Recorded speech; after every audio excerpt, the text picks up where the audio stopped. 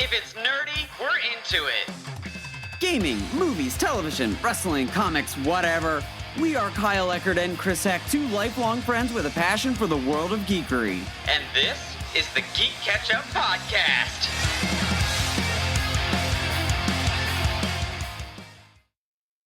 What's good, GeeK KetchUp listeners? I'm Kyle Eckert.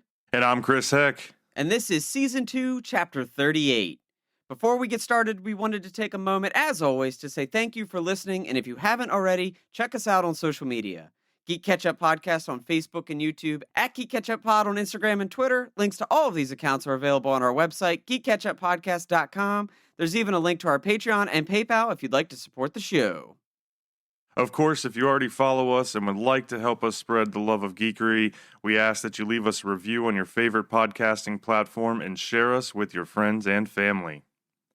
Today we have a unique chapter for your listening pleasure, something that we've never tried before, a watch-along chapter. A while back, GeeK community member Nick Opaleski reached out after one of our wrestling recaps and asked if we would consider doing a breakdown of an older wrestling pay-per-view. Nick's suggestion for this retro recap was WCW SuperBrawl 3. Immediately, the two of us thought that doing a retro wrestling recap would actually be a ton of fun. And then we saw the card for the 1993 event, and the gears really got to turning. And we thought we'd try something different, a watch-along chapter. So here is how this one is going to go. Kyle and myself both have the WWE Network or NBC Peacock pulled up, and in true Mission Impossible fashion, we've synced our watches and will be hit and play at the same time. As the pay-per-view unfolds, we're going to kick back, relax, enjoy some early 90s wrestling, all while providing our own commentary. If you want the full experience, we encourage you to join us with this watch-along. We'll tell you when to hit start on your end so you can watch while we talk, or if you'd prefer to just listen to us react, that's cool as well. With that, let's knock out some quick housekeeping and get underway. If you're pulling up the pay-per-view with us, you're looking for WCW SuperBrawl 3 from February 21st, 1993. The main event featured on the match card is Sting in his classic blonde hair and warrior-like face paint in a tug-of-war against Big Van Vader. All right, Chris, are you ready? 3, 2, 1, play.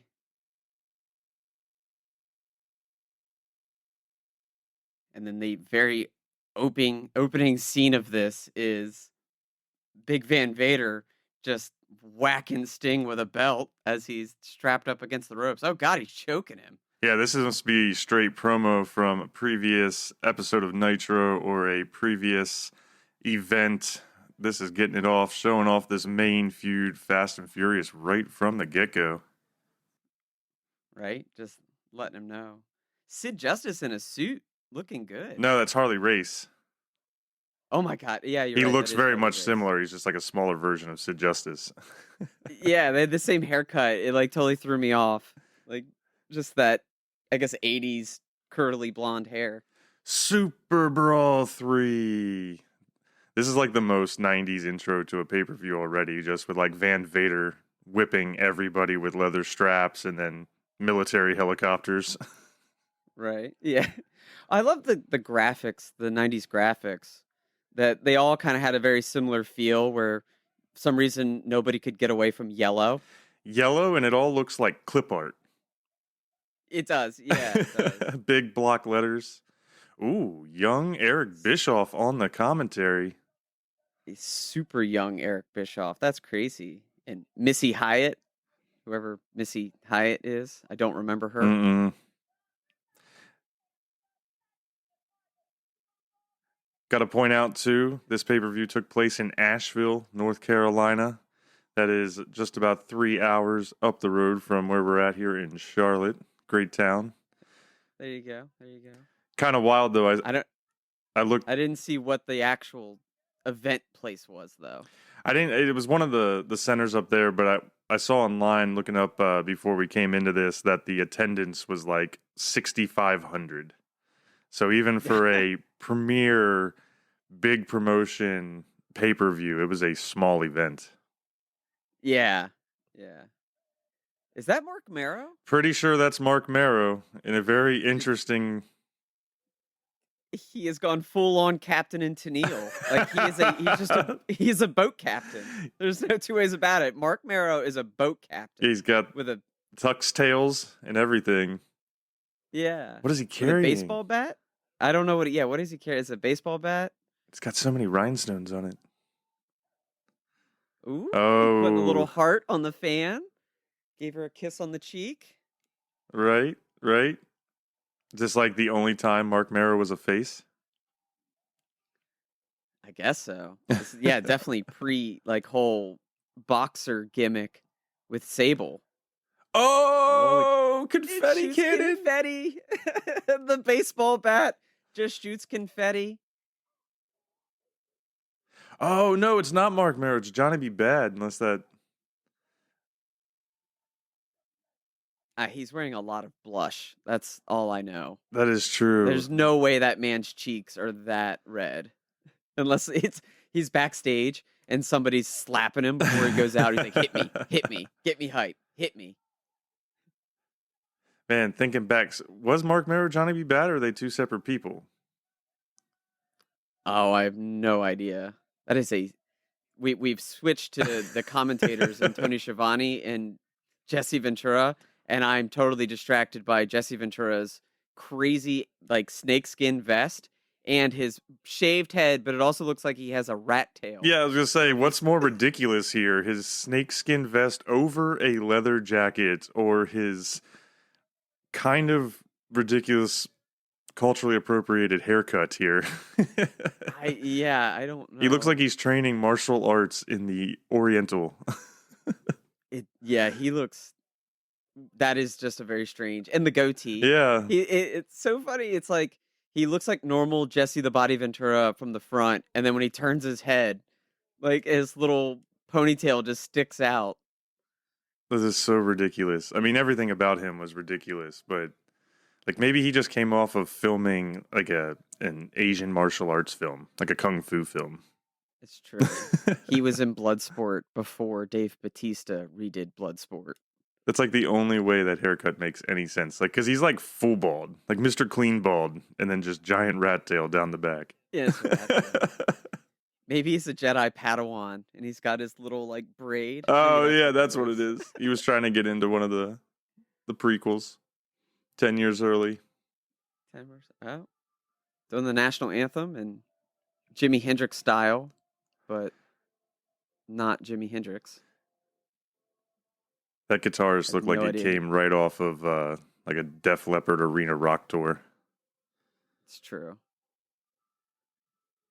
I don't recognize him. He's just like a generic. No, he's playing a sweet hair metal. Yeah, got a sweet ESP guitar there that was signed by a whole bunch of people though. I wonder if it was wrestlers or. Yeah, no clue. I saw, one of them just said, I guess it probably was because the word Harlem was there. So I wonder if like it was signed by Harlem Heat. Probably. It was the only word that I could pick out. It looked like when they've got the camera right on the guitarist there, it looked like there was bullet holes in the... Did you see that from the last scene? I did see that, yeah. Looked like there was something wrong. A brief second, I actually thought that was my TV. No. And I'm like, old hardware. Yeah. I'm watching on the older TV right now. That was kind of funny. Getting it. Yeah, I mean, pretty good rendition of the national, of Star Spangled Banner for guitar. Yeah, finishing with the pyro. That is a better pyro than we've seen from most recent AEW productions. Right. Tony Schiavone, super young, baby face. Well, thinking of the pyro at the AEW, and this is a closer arena. At least that one was outside, and the fans were backed away from the ring. The fans are like right up on the ring, so they're definitely getting burnt by that pyro. Right. First match is underway. This is a blast from the past, the Hollywood Blondes. Flying Brian and a very young Hollywood Steve Austin. Man, with hair. Yeah, total camera action, baby. Total hair. I mean, this is still what, like 5-6 years before Stone Cold? Yeah.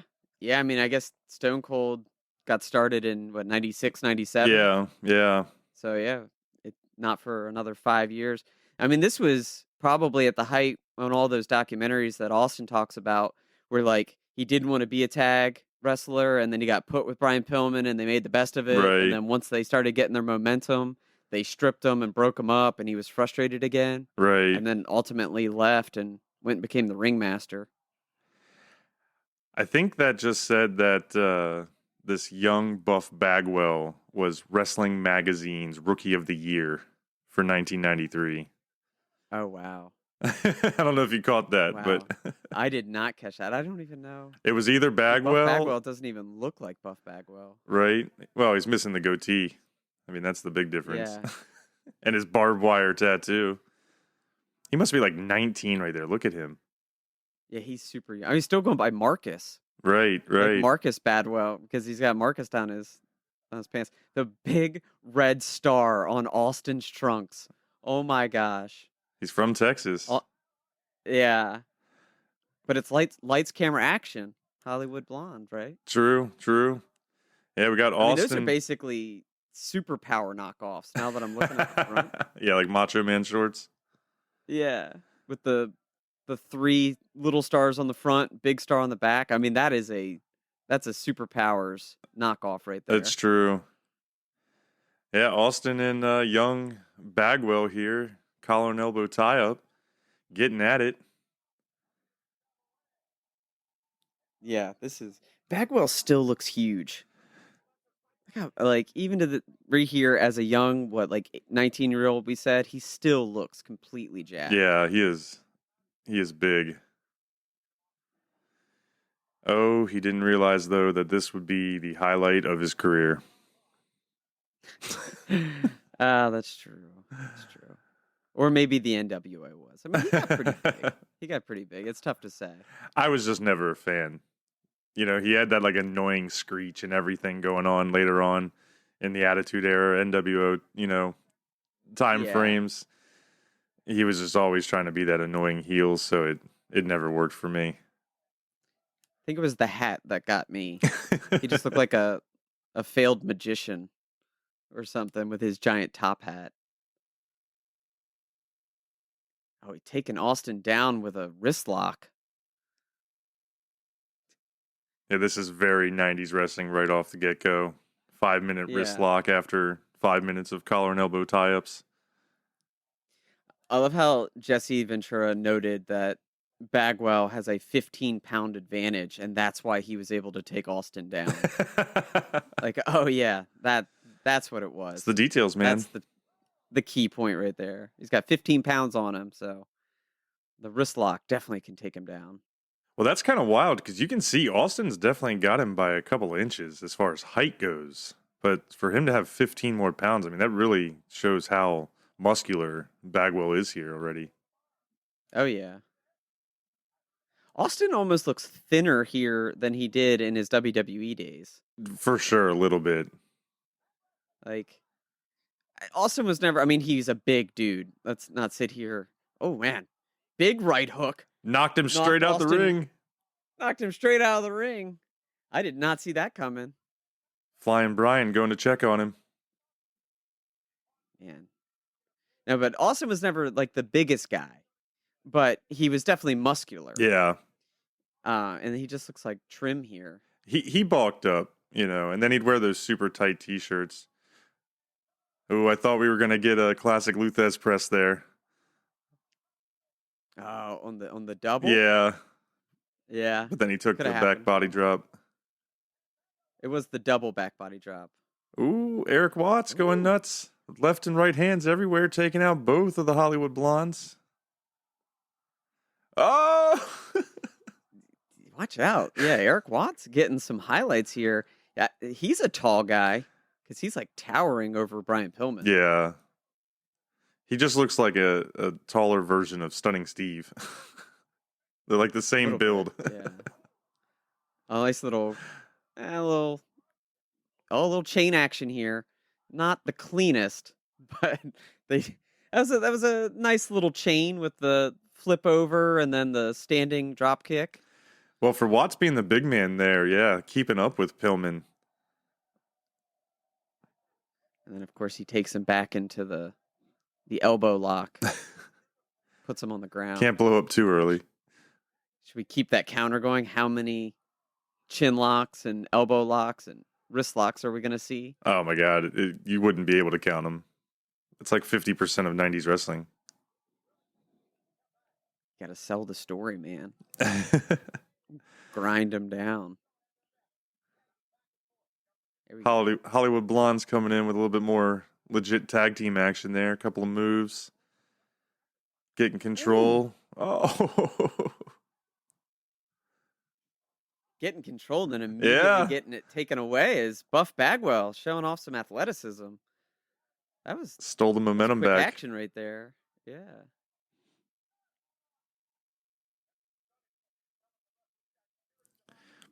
Oh, he's pulling my... Uh-oh. Stunning Steve complaining about the hair being pulled. Maybe that's why he shaved his head. Could be. Austin never wanted to deal with that, so he shaved his head.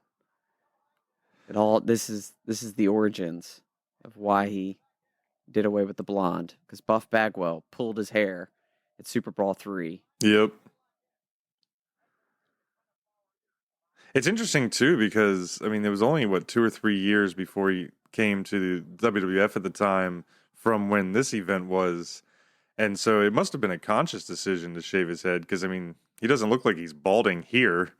You know, it's kind of a weird thing to think about. But, I mean, he must have made that decision to go edgier, you know, even with the ringmaster persona before Stone Cold was born. Yeah. Probably just need to reinvent himself. I mean, Right. That's a common wrestler tactic, right? If you have longer hair, cut it, and then you become more intense. It's true. It all works out. Seen Miro do it. The only guy that I've never seen do it was like Taker. Taker's never cut it. I've never seen Taker with short hair. False. American Badass. There was definitely... Oh, you're right. Yeah. Definitely a period of time there when he was rocking the bandanas a whole lot. Like the beginning of American Badass and all that. Yeah, you're right. Totally forgot about that. Challenge me on some Taker American trivia. Badass Taker. Yeah. American Badass Taker gets a lot of hate as like being silly in the Limp Bizkit intro, but yeah, I didn't mind it. All right, Pillman and Bagwell here. He's picking up the pace with a classic beg for your life. Right. Pillman is in trouble. I would assume that the Hollywood Blondes are the heels in this matchup. Yeah, I would assume so. But I will say, Bagwell and Watts are getting highlighted and all throughout this match. Like, they've had way more offense than Pillman and Austin. That's true. I wonder if this was one of the earlier pay-per-view performances for Bagwell. Like they wanted to highlight him, you know, younger guy, only been around for a little bit, up and coming. It would make sense. Like opening match of the night. Right. Get him out there. Although if you look in the corner, Bagwell looks blown up. Like he is huffing and puffing on the side of the ring. Oh, quick roll up. We're already about 15 minutes in. I mean, there's probably about 5 minutes of intro before they came out, so this match has already gone a decent amount of time. Ooh, full Boston Crab on Stone Cold. Oh, man. So did he just tap? You don't see very often. Dude, he totally just tapped. Oh, that was like a 1. He just slapped the mat. Oh, I don't know, man. I thought it was more than a 1. I think the ref missed that call. He was just hyping himself up. I was actually about to applaud the ref because while Watts has got Austin in this Boston Crab, Pillman went to come in to break it up, and the ref called him and pointed at him and sent him back to the corner and told him not to. I was like, oh man, the ref keeping control. Oh, until he can't keep control. Pillman's breaking down. Oh, Bagwell just put his hands on the ref. Oh, tag with the refs.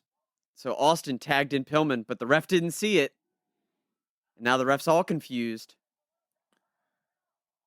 Yep, he's calling him out, saying, I didn't see your tag. You got to get out of here. And Pillman's just not listening.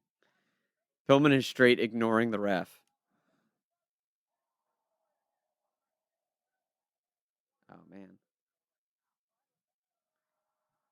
I guess he's just going to allow it. Oh, Watts with all the Oh! submissions. Watch out. That almost looked like a yes lock. It was an STU, I think, Okay. because he had the leg in the back and then the face up front. Yeah. It was an interesting way he got into it. I thought he was going to go half crab. Oh, it's Brian the knee. Pillman selling. Yep, Selling calling for the knee. timeout. Austin wants the timeout. Nope, now he's back. Ref won't grant it. Yeah, what was that? He faked an injury to get the advantage. Gotta be honest, Brian. I've seen better fakes. Oh, head faked on the dive.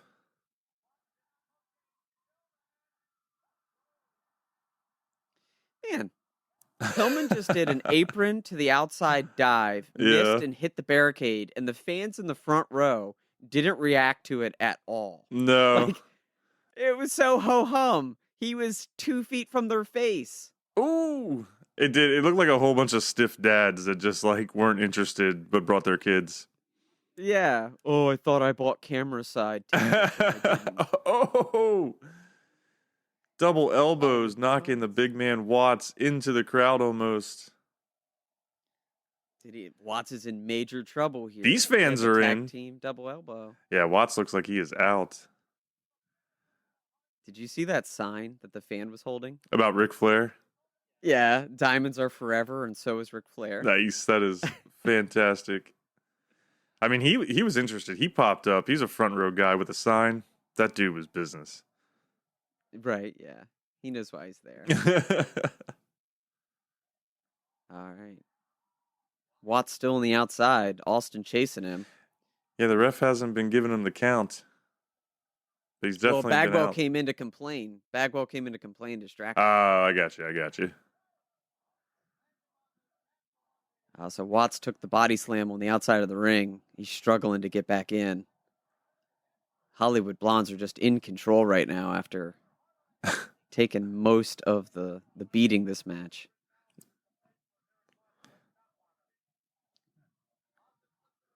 Austin with a flip over. Yeah, but he missed it. Yeah. Not the cleanest, but I'm just shocked that he did it. It's interesting watching this because, most of Austin's time in WWF as ringmaster and Stone Cold, I mean, he obviously wasn't perfect all the time, but he usually wrestled some pretty clean matches, and this is clunky. Like, this is exactly what you think about with that old 90s wrestling. Not smooth, doesn't look like there's a lot of chemistry. Yeah. Oh. Maybe it's Watts, maybe it's young Bagwell, but, everybody in this match looks like they've kind of chunked it up a little bit. Yeah, they're all a little stiff. Yeah. Like it's just not, things aren't super clean. Pillman's like barely selling some of the moves. Right. Oh, Watts with the roll-up pin, but Austin was distracting, so he's late to the count. This is like the crazy thing. Pillman, on several occasions, has gone from like kind of getting kicked, then all of a sudden he's up and attacking. That's what I'm saying. He doesn't sell much. Yeah. Yeah. He's also not that high flying in this match, which is interesting. Maybe it's just how they chose to go, but, not living up to the Flying Brian name at the moment. No, it's true. Maybe they got to work the game to their advantage. They've got younger opponents here in rookies Eric Watts and Buff Bagwell. True. Keep them on the ground. Keep control of the match. Oh, hard right hand by Austin to Bagwell. Man, they're doing a nice little sub-story here where, like, Bagwell keeps trying to get in the ring because he's frustrated that his opponent or that his teammate can't get the tag in. It's pretty nice, and, like, the Hollywood Blondes are taking advantage of that whenever they can. Oh, here you go, Flying Brian. You asked for He it. assisted. Big splash. Oh, but he got his knees up. Eric Watts with his knees up pretty much before he even took off, but we'll overlook it. complete desperation after 10 minutes of completely getting wrecked. Bagwell is begging for the hot tag. Reach out, Watts. Oh, it's too far. It's too far. Oh, and they cut him off still. Oh, he totally could have made that tag. Oh, 2 Pillman inches gets away. the tag to Austin before he gets in, breaks it up, but he was right there. Oh my goodness, that was such low effort by Bagwell. Ooh. Watts is going. He's desperate. Oh, no, but Austin's going to get... Oh! Okay. Dude, Austin throwing his body around like a cruiserweight. This is crazy. He went for a low stomp, completely missed, and bounced off the second rope and flopped like a fish. Oh, here it is. Bagwell's finally in. Pillman's scared. Big right hands on both. Knocking them down left and right. Oh, Bagwell flexing on him. It's coming. He kind of hawked up there. He did. Yeah, he kind of did. Oh, he's got him up on the turnbuckle for the 10 punch count. Pillman doesn't have his wits. He doesn't know where he's at. Huge power slam. Goes for the pin. Austin breaks it up. Oh, now it's all hell's broken loose. It's tornado tag time. Austin and Watts just like throwing fell each over other outside the ring. Yeah, he just kind of fell over. That wasn't. This is not the cleanest match. And he's back. And Eric Watts is back. And he's hugging on the ref. Eric Watts looked like he got a concussion 20 minutes ago. A little bit. Oh! Fisherman suplex into the pin, but Austin comes down with that classic elbow and breaks it up. That's what won the match. Bagwell had Pillman in the Fisherman suplex pinning combination. Austin drops like a second rope elbow, and Pillman turns it over and pins Bagwell. Yeah, that was... Yeah, how's that going to finish Bagwell off while he was literally just in the middle of his hype-up hot tag? Right. That's why they're the number one contenders, though, Kyle. It's true. They're working well as a tag team, moving up the card, winning any way they can, dirty deeds if needed. Yeah, I'll say that match definitely didn't live up to the hype with the Hollywood Blondes there, but I'm going to put it more on the young Bagwell and unknown Watts than I am Steve Austin and Flying Brian Pillman. No, I agree with you. And then we get a vignette of Sting Vader. Yep. And I don't know about you, but then I got a State Farm commercial. I did too. Yep. That was unexpected with the Peacock service. So if you're out there, you may be getting the commercial like we did here. Got about 23 seconds to go back to the next match. Yeah, I've got a Verizon commercial. I had a State Farm commercial followed up by a Verizon commercial. I got Hellman's. I did not anticipate this. I expected if we were going to get ads, we would have got them at the beginning. Right. Well, and I was expecting to seeing some of the old retro ads that might have been baked into the event, but now we're also cutting in recent ads. Yep, is what it is. And we're back here, young Eric Bischoff and Johnny B. Bad again. Yeah, you're right. That's just straight Johnny B. Bad. I don't think Johnny B. Bad and Mark Merrow are the same person, but they do look alike. Very similar.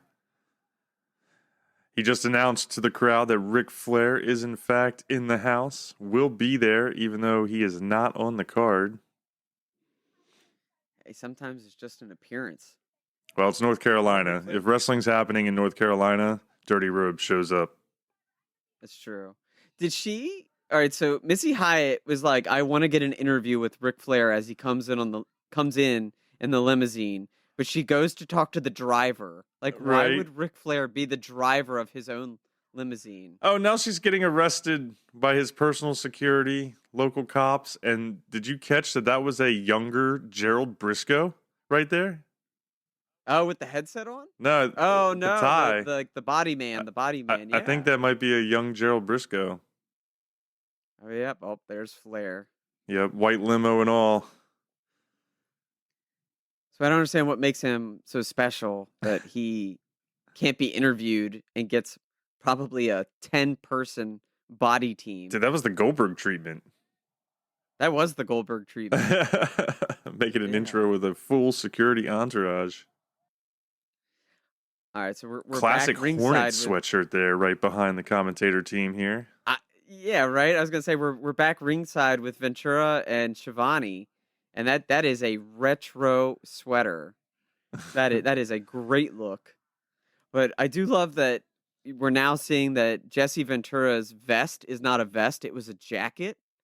Oh, it's built into the jacket. Yeah, it's like it's one of those '90s kind of swishy jackets. Like that was interesting. But the next match is up. Man, that is a young Chris Benoit coming out here with the hair. As a baby-faced Chris Benoit. Is this pre when he was with the Four Horsemen? Like the second rendition? Yeah, it must have been. Because wouldn't he be coming out with Flair? True. I mean, he looks as young as Bagwell here almost. Oh, yeah. I mean, he probably is. All before he came up through the cruiserweight division, all that good stuff in WCW here. Probably before his ECW stuff too. Right. There's a name I hadn't thought about in a while. Too Cold Scorpio. Oh yeah. Too Cold Scorpio, clearly the babyface here. The fans are crazy hyped for him. I think this is about to be a significantly better match than the first one. I would agree with that. Scorpio's a great worker, always was. Benoit was legendary in the ring for most accounts, so we'll see how he does here early in his career, whereas Scorpio's a little bit older, but hopefully Scorpio maybe needs to work on his dance move. That didn't look so great. On his entrance, once he got into the ring, he was dancing a little bit, and it was not very good. But yeah, I agree. This could be a high-flying, high-octane match with these two guys. But yet we start slow again as Benoit backs him up against the ropes. Are they going to try to flex on each other? They're about the same weight. yeah, I mean, Benoit, for being a smaller guy, was always pretty large. Like, build, muscular. Yeah. Meaning smaller, like shorter. Yeah. Oh, yeah. The rabid Wolverine, man. He's just a little guy. Ooh. But with a lot of strength. Big back elbow to Sky's face there. The Canadian bad boy. Like, now that Benoit's hair isn't slicked back, like the match got started, and his entrance, wet hair has worn off. You can see his bangs. Like, that is true. A 90s haircut right there. Benoit with the longer hair, but he's got the bangs in the front. Yeah, that's the 80s haircut that made its way into the early 90s. Oh, nice Scorpio. A nice little getting whipped into the turnbuckle. Hops up to the top. Does a little crossbody on the way back. Yeah, straight into a drop kick and then a big roundhouse kick. The cold man is looking hot. Well done, Jesse the Body. Well done. I like what you did there. Man, yeah, Benoit, classic technique. Like, Too Cold Scorpios coming in hot. Solid offense, so I'm getting out of this ring. I like it. He's like, I gotta let him calm himself down. Compose myself. Get back in. There it is. Wrist lock number 5. Oh, we're going to get some of that classical technician work here. Benoit with a one-handed cartwheel there to reverse the wrist lock. There we go. Too Cold Scorpio giving it right back to him with his own flips. Yeah, counter after counter here. Very impressive. Eventually, Benoit does get him down. A little holding his shoulder, pinned him to the ground. It's so funny. Nobody in the crowd really looks happy to be here. Yeah, you're right. Like, I kind of noticed that too. Like, nobody's standing, nobody's cheering. It almost looks like they're just like barely paying attention to what's happening in the ring. Right. Maybe they're just they're all just building up for the main events later. Like, I don't. They aren't excited. They don't know what these wrestlers are going to go become. That's So they're not true. as excited as we are. We have the luxury of looking back and knowing that Flying Brian Pillman and Steve Austin, Buff Bagwell, Chris Benoit, like they went on to become bigger names. Right. At this time, they're like, who knows? These young guys on the card, we don't care. That's true. Well, Scorpio getting a little creative. He's got a wrist lock with his ankles, and then he drops back to jerk the arm up and backwards. I don't know if I've ever seen this move before, Kyle. No, I have not. It's like a hammer lock with his feet. And then raking back. Yeah, I love that he throws his body back onto the ground. Like he takes a bump himself True. to wrench in the hammer lock. Yeah. I mean, that would be a lot of force if you think about that. Jerking an entire 200-pound man's body weight back and wrenching that arm. But it wasn't enough on Benoit. He turns it around, comes back up. Nice. Oh! Oh, here we go. Wow. Oh, what a great series that was. Benoit bouncing off the ropes, just kind of running the ropes as Too Cold Scorpio avoids him in any way he can, jump overs, hits the ground, and then eventually gets the arm drag flip over. Yeah. Backflip in there, moonsault.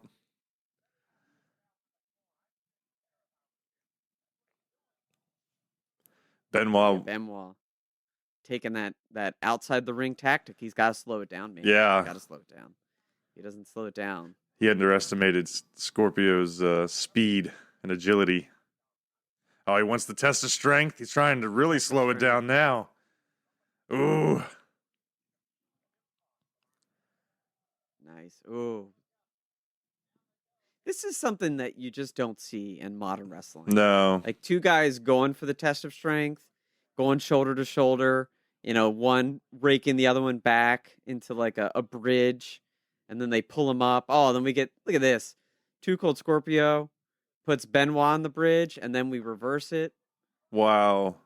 Benoit's trying to break the bridge, but he's got too much core strength. He can't get him into the pin.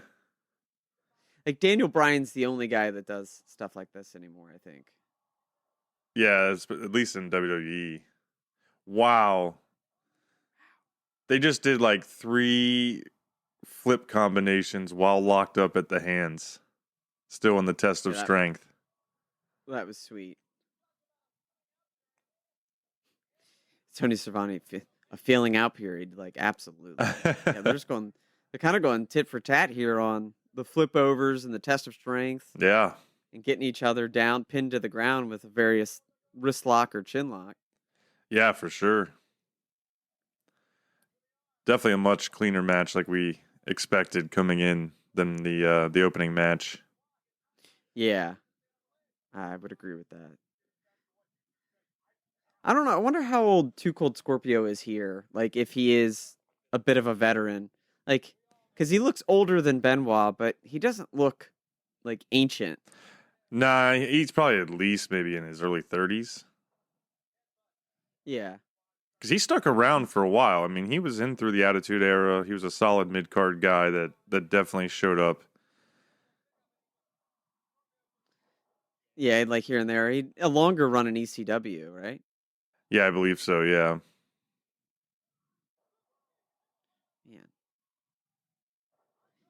Man, these guys are putting in the work. This is every chance they get, they are blitzing through these arm drags and flips. Yeah, it's been a pretty high-paced match here. The conditioning. That's just where it is. Maybe slowing it down a little. That was all right. So Too Cold Scorpio's wrist lock into the shoulder lock was a little telegraphed, as they tend to be. Oh, backslide So- pin. Is the referee a young Neil Patrick? He's left-handed. It could be Or Nick Patrick, I mean. Nick Patrick. He doesn't have the mustache, but Well, I thought the last ref kind of looked like Nick Patrick a little bit because he had the mustache. yeah, it looked that part, but it definitely wasn't him. I don't think that's him. No. No, You just only see so many left-handed refs, so it's true. True. I do love that WCW's refs have the bow tie. oh yeah, super You know, professional. Super professional. They can go right from reffing a match to a wedding or any type of venue that requires black tie affair Or officiating. or officiating. It's just true. All right, they've slowed it down a little bit here. Yeah. But they had to. These guys were working so hard. Like they were going to exhaust themselves if they didn't find ways to slow this match down. Yeah, that last sequence after Benoit put Scorpio on the ground and then turned around and started clapping, he looked like he was sucking wind a little bit. Right, yeah. Just full on mouth gape, mouth breathing. Ooh, the backbreaker stretch here. Cross the knee. Scorpio's trying to pump up though. He needs the crowd. Needs him. He's fighting the back. crowd they're not giving it to him. No. That guy in the Tennessee shirt, Yeah. like in the dead center, and the orange shirt. He's just sitting there, like leaned forward, hands on his hips. Yep. He could care less that Too Cold Scorpio is just getting worked. He needs that crowd energy. He can't hawk up. Somebody.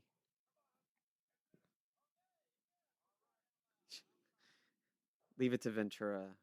He's giving him the hype. It's not even sold out. If you look at it, there's a couple of rows up there of seats that don't have anybody in them.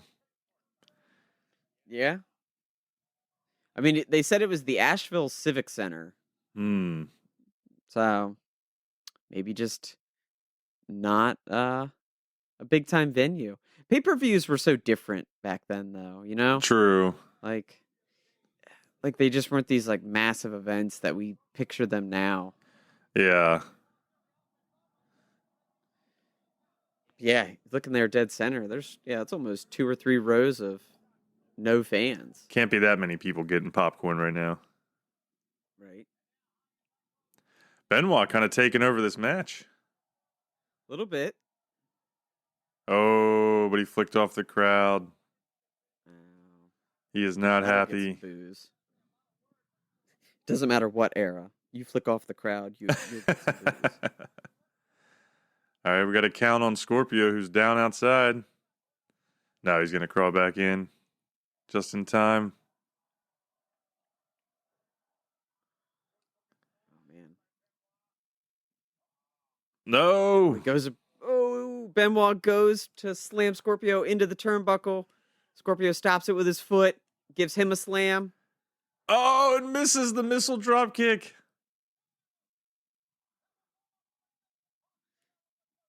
Oh, it's not looking good for Scorpio here. Benoit's got all the control. He's reading all his moves. Yeah. It's not looking good. Another snapmare takeover into a chin lock. Man. Scorpio. Got to find the energy, man. Got to come back here. Trying to pump up again. Will the crowd give it to him? It's like no face support here. Right? Yeah, you can see the upper deck is a little thin too. That shot, you could see the upper deck and there wasn't many people. All right, Scorpio's coming back. Oh, no! Benoit says no. Giant spine buster into pretty much a walls of Jericho right there. Was the Boston? It's a full Boston crab. I know, but that vertical tilt, yeah. that's the walls of Jericho kind of spin on it. Yeah. That he doesn't do as much anymore. Benoit used the Boston crab, right? Yeah, it That was wasn't his something that signature. Of course, he had the did. crippler crossface as his signature, but the Boston Crab was definitely something he would go to. Man, Benoit's in love with these snapmare takeovers into the chin lock. Yeah, I feel like after that sequence and then going back to this, like, we're now in too long territory. Like, they got exciting after slowing down right there. That almost should have been the finish. Yeah. Oh, and then the announcer just made the call that they're 15 minutes into a 20-minute time limit. So that's interesting. That was always so much more common. Yeah. Yeah. There's something that AEW does that I really, really enjoy right now is like they put time limits. Yeah. And I don't know if anything has gone over the time limit and caused a no finish, but they at least announce that there's a time limit. Yeah, that's a very old school wrestling thing to do. I feel like WWF and WWE used to do it like back in the day, but got away from it. Massive avalanche, back body drop there off the top rope? Yeah. By Benoit? That was big. Yeah. Well, as we were chit-chatting about the time limit, Benoit got Scorpio up on the third turnbuckle. That was huge. Both men down with counts going. Nope. Benoit's going to be the first to get back to his feet and get for the pin. Desperate pin. Two count. Meanwhile, Shivani and Ventura are having words. They are. Russian leg sweep. Oh, that was a weak kick out. Yeah. Scorpio has no energy. He just kind of like rolled over and got his shoulder up off the mat. Scorpio looks drained. Oh! Huge reversal. Yeah. Benoit going for the back body drop, and Scorpio just turns himself over midair and hits a crossbody. Yeah, crossbody splash kind of deal. Yeah, that was big. He looks so gassed. He's just like jerking his arms around to hit those double axe handles. Like it just looked like he had like dead arms just swinging around. Power bomb into the pin? Nope, not enough. Yeah. Man. Yeah, Scorpio looks blown up. Like even when he gets a little bit of offense in, Benoit immediately reverses it and takes control. Right. Scorpio just looks drained. 3 minutes left on this time limit. Watch out. I feel like this match should have been for like a TV title or something. Ooh, that was almost gnarly. Yeah, that was, oh man. Benoit went for another power bomb and Scorpio looked like he was trying to roll it up and almost fell into his neck. Yeah, they went for the sunset flip and a roll-up pin, and they got way too close to the ropes. Ooh. That looked rough. I think we're working towards, Ooh, big Inseguri. Kind of hit him in the shoulder, though.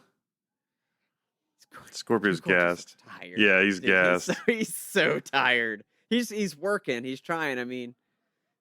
But I think the beginning of this match is starting to wear on him. They've had a solid pace and a good bit of acrobatics since the match started.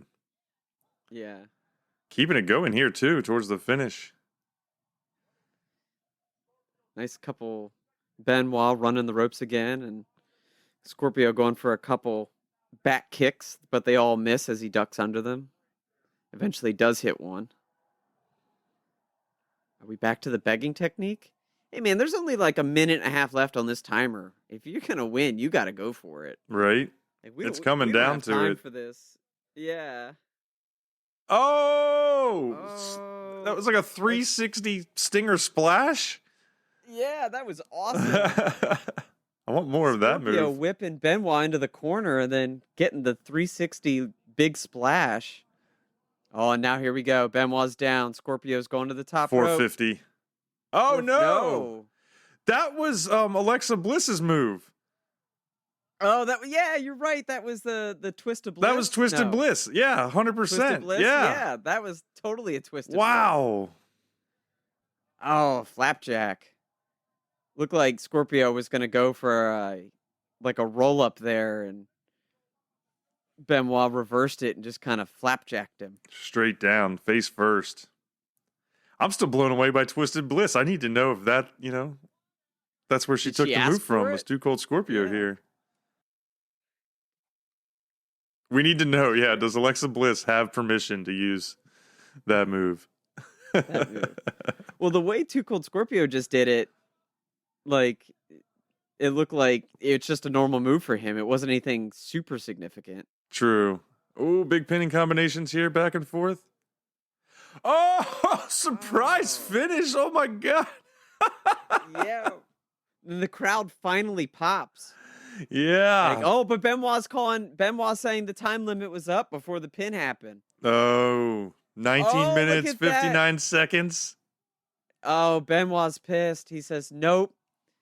The timer was up with 1 second left on the clock. Too Cold Scorpio gets the roll-up pin. Wow. I did not expect Scorpio to get a win there. I really thought the young Pinning Benoit combo. would definitely have gotten it. That was a good reversal. It was a good reversal. Yeah, Benoit had him in a looked like he was almost going for like a master lock drop. Yeah.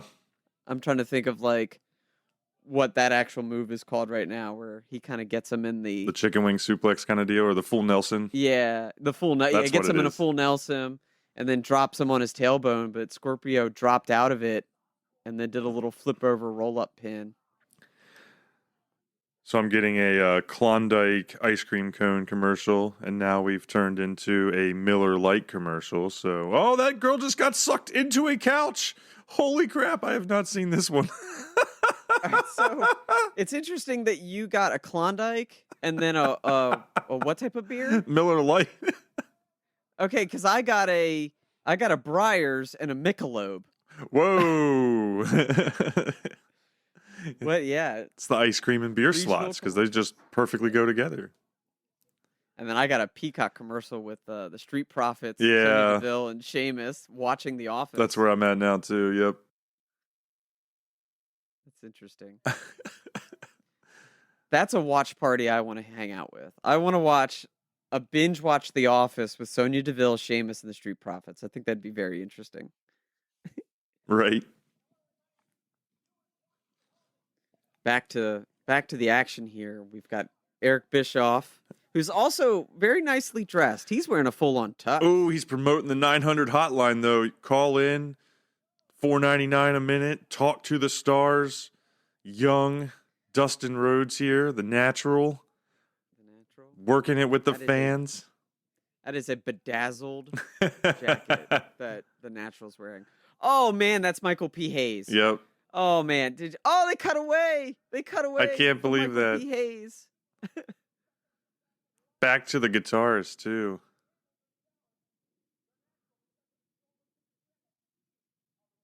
They are interviewing this guy. Is he a wrestler who also plays I think guitar? he's- Is that what this is? Is this guy Max Payne? It's Elias. Elias is time It's travel. Elias's dad. Yeah. Is this Max Payne? I'm trying to figure it out. I don't know. I want that guitar, though. It's like a bluish purple ESP. That's right up my alley. Yeah, there you go. Oh, he's talking about Ron Simmons having a shoulder injury. I think he hurt him Damn. long before that. Long before that. I guess that is Max Payne. This definitely is Max Payne, not an arena rocker, but he crushed that pledge, or not a pledge of allegiance, the national anthem. National anthem. The national anthem, yeah. Now I'm like upset that WWE hasn't allowed Elias to do the national anthem True. before a big pay-per-view. True. What is that about? It's because Nita Or Strauss maybe they'll is just give it way to the better. Bugs. Yeah. That's what they need to do. They need to give it to Bugs. Oh, we get the close-up on the guitar again, so you can find out who all the signatures are. That's crazy. Never seen anybody else get to just cut promos like this with a full tilt electric guitar. Right? Not even Double J Jeff Jarrett was that cool. It's true. Like, at best, he got an acoustic. And he didn't even get to play it. I don't know if there's Jeff Jarrett could something I actually honestly play don't guitar, to be remember. honest. He just was That's really good at I destroying was them. literally about to say that. Has he ever actually played guitar? 'Cause I'm not sure I've seen it. Here Ooh, we we've go. got Now we're gonna get in some 90s action. Wild Bill. Irwin. Dude, he's coming out with a whip. Right? What is going on right now? While Max Payne was still playing taps on the electric guitar. Yeah. Did Wild Bill just try to whip the ref when Yes. he got in the ring? Yes. And the ref's just That telling him to ref get into his looks corner. familiar. But I'm not putting the Yeah, finger that, on it. That ref, that was the guy that did the first match. Yeah, but with the seeing him mustache. closer up there, like right up front. Oh, and the British Bulldog, young Davey Boy Smith here. Got the full gimmick though already. I wasn't sure if he would have the entire flag Davey Boy look at this point. Complete with the dreadlocks and the bead. Yeah. That's yeah, he held this look for a while. Because that's his like SummerSlam 96 look. Yeah, he must when have he went owned up it. against Bret Hart and won the IC belt. Yeah, that's exactly what he looked like. Yeah. Davey Boy Smith was definitely one of my favorite wrestlers when I first started getting introduced to wrestling. Like back in the day, watching with my grandmother, watching stuff like this. Like I Yeah. always remember, for whatever reason, Davey Boy Smith being a top guy for me. Like him, Tatanka, Big Boss Man, all from this era of character wrestling. He's got a good look, fun gimmick. You know, I think at one point he did come out with a bulldog. Yeah. So as a kid, if you're gonna bring a dog to the ring, like, all right, you're gonna get my vote. Yeah. 100%. Really amazes me that he never went on to more for whatever reason. Like he definitely had all the tools that you needed to be a legit world champion, and just never quite got over it with Brett and a lot of the other guys that he was kind of just right there at the exact same time with. Right. I think there may have been some demons. Maybe Sure. some out of the ring troubles. Yeah. That he went through, like, because they talk about that in the SummerSlam match against Brett, that he did most of that either hungover Yeah. or something like that. So I think, had some vices, and unfortunately they got in the way of his career. Okay. Just running the ropes Yeah. for no reason. I have no idea what just happened, but it's like Bill Irwin and Davey Boy Smith looked at each other and then both just started running the ropes, missing one another. That was so bizarre. That And made then no stopped sense. and then did the clothesline over the ropes. Yeah. Oh my God. Bill Irwin looks like he's just barely keeping it together in this right now. He's like stumbling as he's running. His ankles look like they were about to give out at any Right? moment. Look, he just fell out of the ring. What is going on here? Yeah, what is... He's wrestling in full-on cowboy boots, though. Knee-high cowboy boots. Knee-high. Like, those don't look like where they're the wrestling boots that are meant to look like cowboy boots. They actually look like he's wrestling in cowboy boots. And jeans. Maybe that's why. He just, And like, can't move. And he's probably the first person to come out in this card that didn't clearly hit the tan, like the tanning bed. Dude, look at that. He's a came to the super ring. ginger. If that guy tans, he just burns. This guy looks like they got him off the streets of Texas. Like, just found him. Like, he's barely in shape. Yeah, he's got a bandana around his neck. I have to say, I am not familiar with Wild Bill Irvin No. before today. I was this year's old. I was this years old. I'm right there with you. My knowledge of Wild Bill Irwin is what I'm seeing here right now. And he came out with a whip, classic Texas look with the hat. And now he's just wrestling in jeans, cowboy boots, and a muffin top. He's Like, that's so true. And he's working Davey Boy Smith. Like that's kind of what's happening right now. He took control of the match and he's just knocking out Davey Boy Smith. All I can look at is the muffin top now because it's apparent that his belt is way too tight. He's got it jacked up real high. Like it's well above his belly button too. Which maybe that's just a factor of us like coming from the 2000s where everybody wore like low rise, where you went, you wear your jeans and your shorts below your hips. Yeah. Versus the previous era, and then the era that we're in now with fashion, where things are back up around your belly button. Yeah, the mom jeans have come back.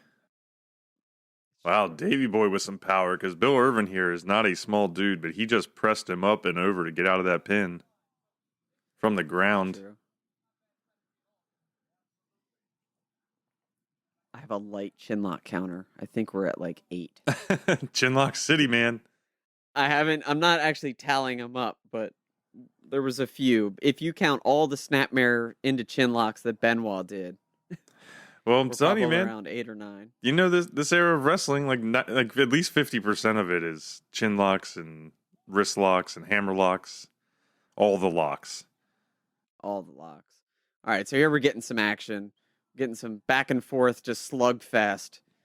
Davey Boy takes control and goes for a massive suplex. I mean, he held him up there for a solid 5-6 seconds. Yeah. That was a big time suplex. Well, and that was trademark Davey Boy. Because he did that often, showing that power. Yeah. Ooh, he just caught Bill Irvin coming out of that corner and just shoved him right back in. Looked like he gave him a little whiplash. Yeah. Bill Irwin looks as tired as Too Cold Scorpio did after 20 minutes. He's been in the ring for about 3. But Davey Boy in full control here. He's just whipping him around the ring, turnbuckle to turnbuckle. Oh, I'm still convinced this guy came as a fan for the show and they just put him in this match. The original Satino Morales. they just picked him out of the crowd. Davey Boy. Oh, coming in with the running power slam. Running power slam. 1, Nice. 2, 1, 2. 3. Oh, got it. Easy win. Easy win. Took a little bit of abuse, but was never in too much trouble. God, Davey Boy's triceps. Mm-hmm. That's crazy. Yeah, the suplex, maybe the highlight of the match. Just big time. And Wild Bill going for the second rope crossbody, but gets caught. Davey Boy puts him right into the running power slam position.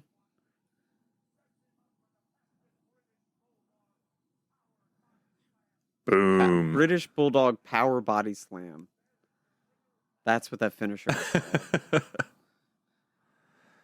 We are spoiled by good finisher names right now. It's true. Oh, There's a lot vignette. of helicopter vignettes. These are just some weird caves at the moment. See, they're in. Okay, where? What? Yeah, what is going on here?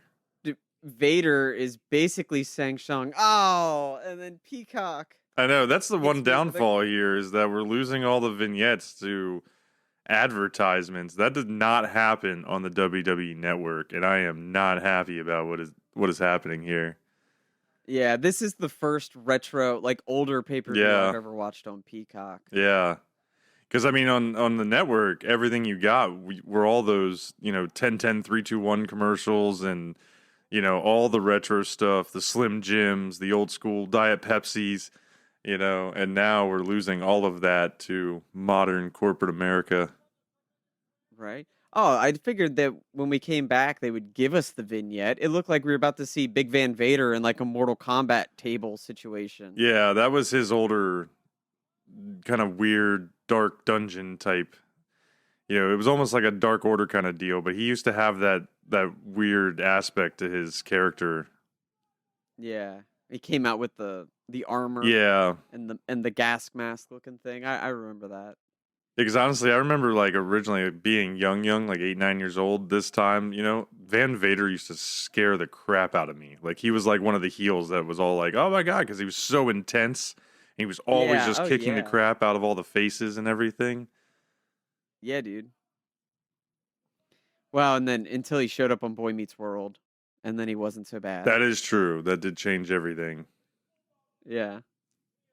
British Bulldog coming back off the commercial with a little promo action. Letting us know that he's hungry. I didn't catch who he's coming after. I don't know. I just keep looking at this sign that says the man is back, and I'm like, where's Becky Lynch? Where's Becky? Yeah, right. He just threatened to eat Big Van Vader. I don't know if you caught that. No, I didn't. I was looking at the signs. Yeah, he's hungry and he's coming to eat him. That was interesting. So Missy Hyatt did not get thrown out. Yeah, now she's back with Johnny B. Good. I know I'm like, it's back to the advertisement thing. I'm like a little frustrated about all that because I've watched movies on Peacock and they just give you an ad up front. And yeah, they'll give you like a 2-minute ad, but then you get the movie ad free. I kind of was hoping the pay-per-view would be the same thing. Yeah, that's not a positive change, in my opinion. No, not at all. Getting a nice kind of carousel of interviews here. As we, say Paul Orndorff backstage with Tony Schiavone, but the interview is broken up by Cactus Jack. Coming at him with a giant snow shovel to start off this match. I like the change of pace here. It's very... very Cactus Jack here to just get it started before the match. Ooh. Right? Yeah, it's pretty sweet. The ref steals the shovel from Jack, and Paul Orndorff uses that to his advantage to turn the tide. Paul Orndorff, probably a little later in his career at this point, looking pretty good. For sure, yeah. He'd been around for a little while at this point. You can tell he's probably in his 40s at least. Definitely ripped. He's got like Rick Rude body. I mean, let's be honest. Yeah, I was to say he's jacked, dude. He's the most veins in his muscles are popping. He's got a full on 12-pack. Like Paul Orndorff is. He's in the best shape of anybody we've seen in the pay-per-view so far. Yeah, or maybe it's just coming off Bill Irwin. So anybody's gonna look bad. I feel so bad. We're ripping on poor Bill Irwin, and honestly, that's probably what I would look like in the ring. Oh, me too. Yeah, I've got a muffin top. Let's be honest. Oh, but I mean, it's also just the difference of how most of the guys back in this era were built more like a Davey Boy Smith, that big puffy. You were in shape and had definition in the arms and chest, but like maybe had abs or not. A lot of them had more of like the beer belly. And Paul Orndorff looks like he has like a 1% body fat percentage. Yeah. Yeah, like they're all built like to be power lifters. Right, yeah. Where it's obviously all muscle, but it kind of has a little bit of fat on top. But this match right here, well, if you can call it a match, the bell hasn't rang, has been crazy. Yeah, there's no rules, though.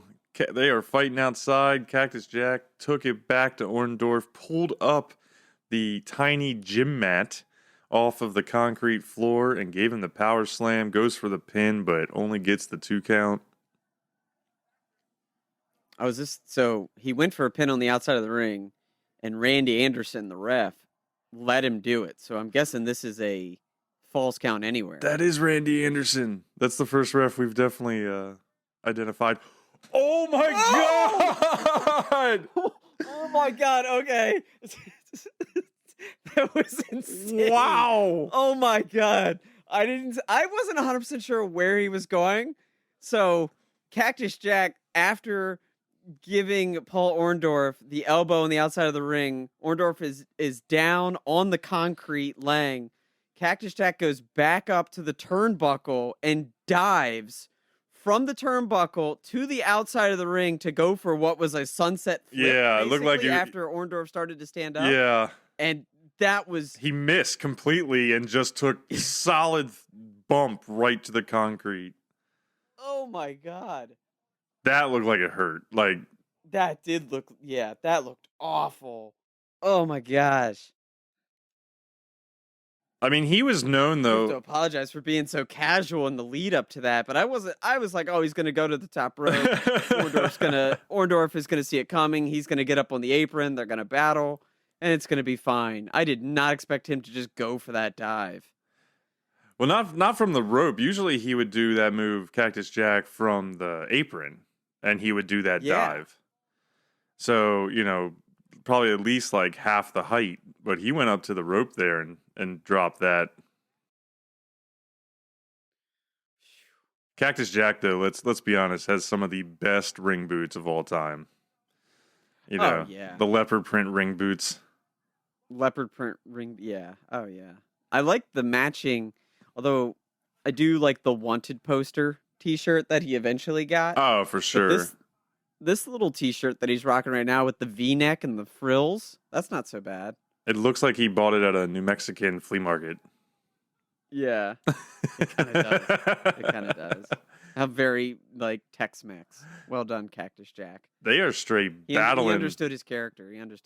Oh, for sure, yeah. They are straight battling here, almost into the crowd. They're back towards the entrance ramp, if you could even call it a ramp. Yeah. So when Paul Orndorff threw Cactus Jack over the double barricade there, I've seen that clip in just about every Mick Foley documentary. Where he bounces. As soon as that... Yeah, and he kind of does like a helicopter from one barricade to the next and then goes onto the concrete. It's a good point. I didn't even think about that when it happened. Oh, man.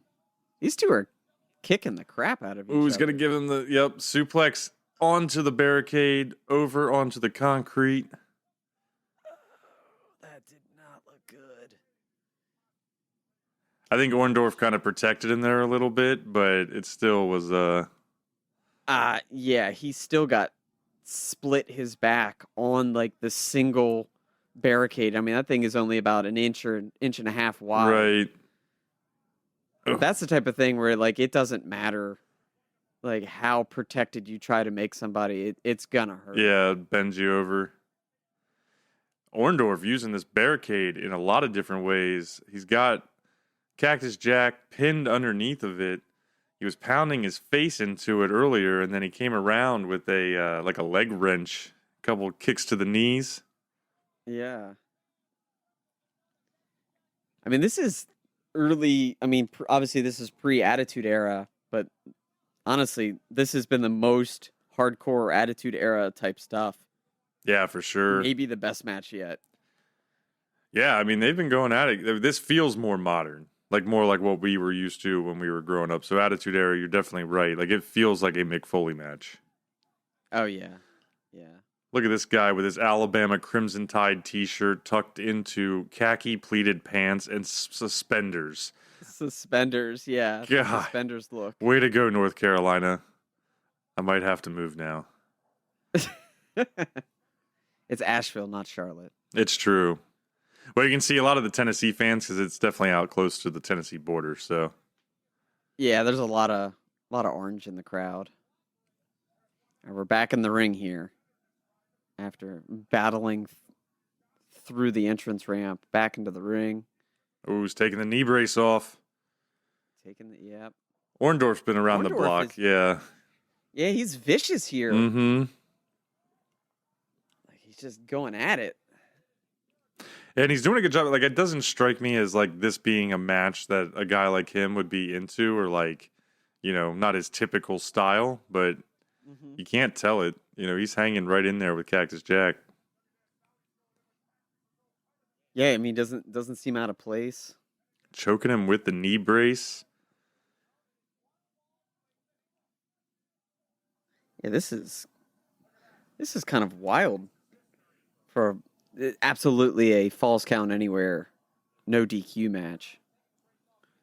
I imagine though Orndorff going Orndorff. for the second brace. Yeah, I imagine Orndorff was the heel though. Like he had like the Mr. Wonderful persona. I think was more like that Ric Flair, very arrogant. You want to be me, type heel. So I wonder if that's truly how he came into this with how he's acting.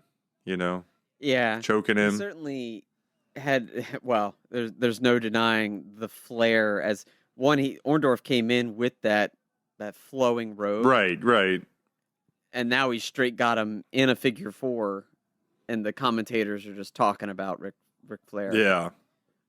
Oh, he's getting the extra leverage by holding on to the second rope. There's no rules, Randy Anderson. Why are you trying to break it? There's no rules. We already established this. There's no rules. Oh, and Jesse the Body Ventura right there with you. He straight called that out. He's like, why are you making him break? There's no rules. Right? He had Cactus Jack. He was getting him towards the submission. The ref kind of distracts him a little bit. Jack comes up, starts punching him in the face, gets out of the figure four.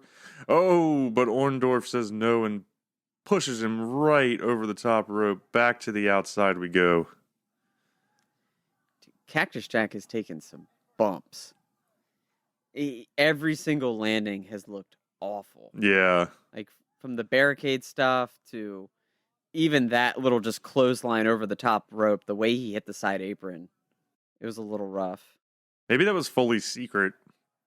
It's like he would just kind of like flail and take the bumps. So like maybe that's why he never like got too hurt. Because he had kind of like, like when you fall when you're drunk and you're like all loosey-goosey and like nothing's stiff. Maybe that was his secret. He just ragdolls. Ragdoll, yeah. So, yeah, it's all good. Because every bump, kind of just looks like he's like ragdoll. He's never perfectly square. We say that now, but we also fully acknowledge that Mick Foley has struggles to walk Fair. at this point in his life. Fair. Don't want to gloss over Yeah. That's like something that I know he talks about regularly. It's like he just has issues that he's going to deal with forever because of stuff like his this. back and hips.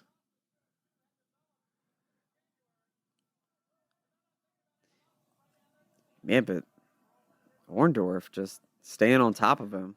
He's vicious. Slamming him. Yeah, just slamming him into the side apron. Or we're building back to the ring, but Orndorff's got the... Oh!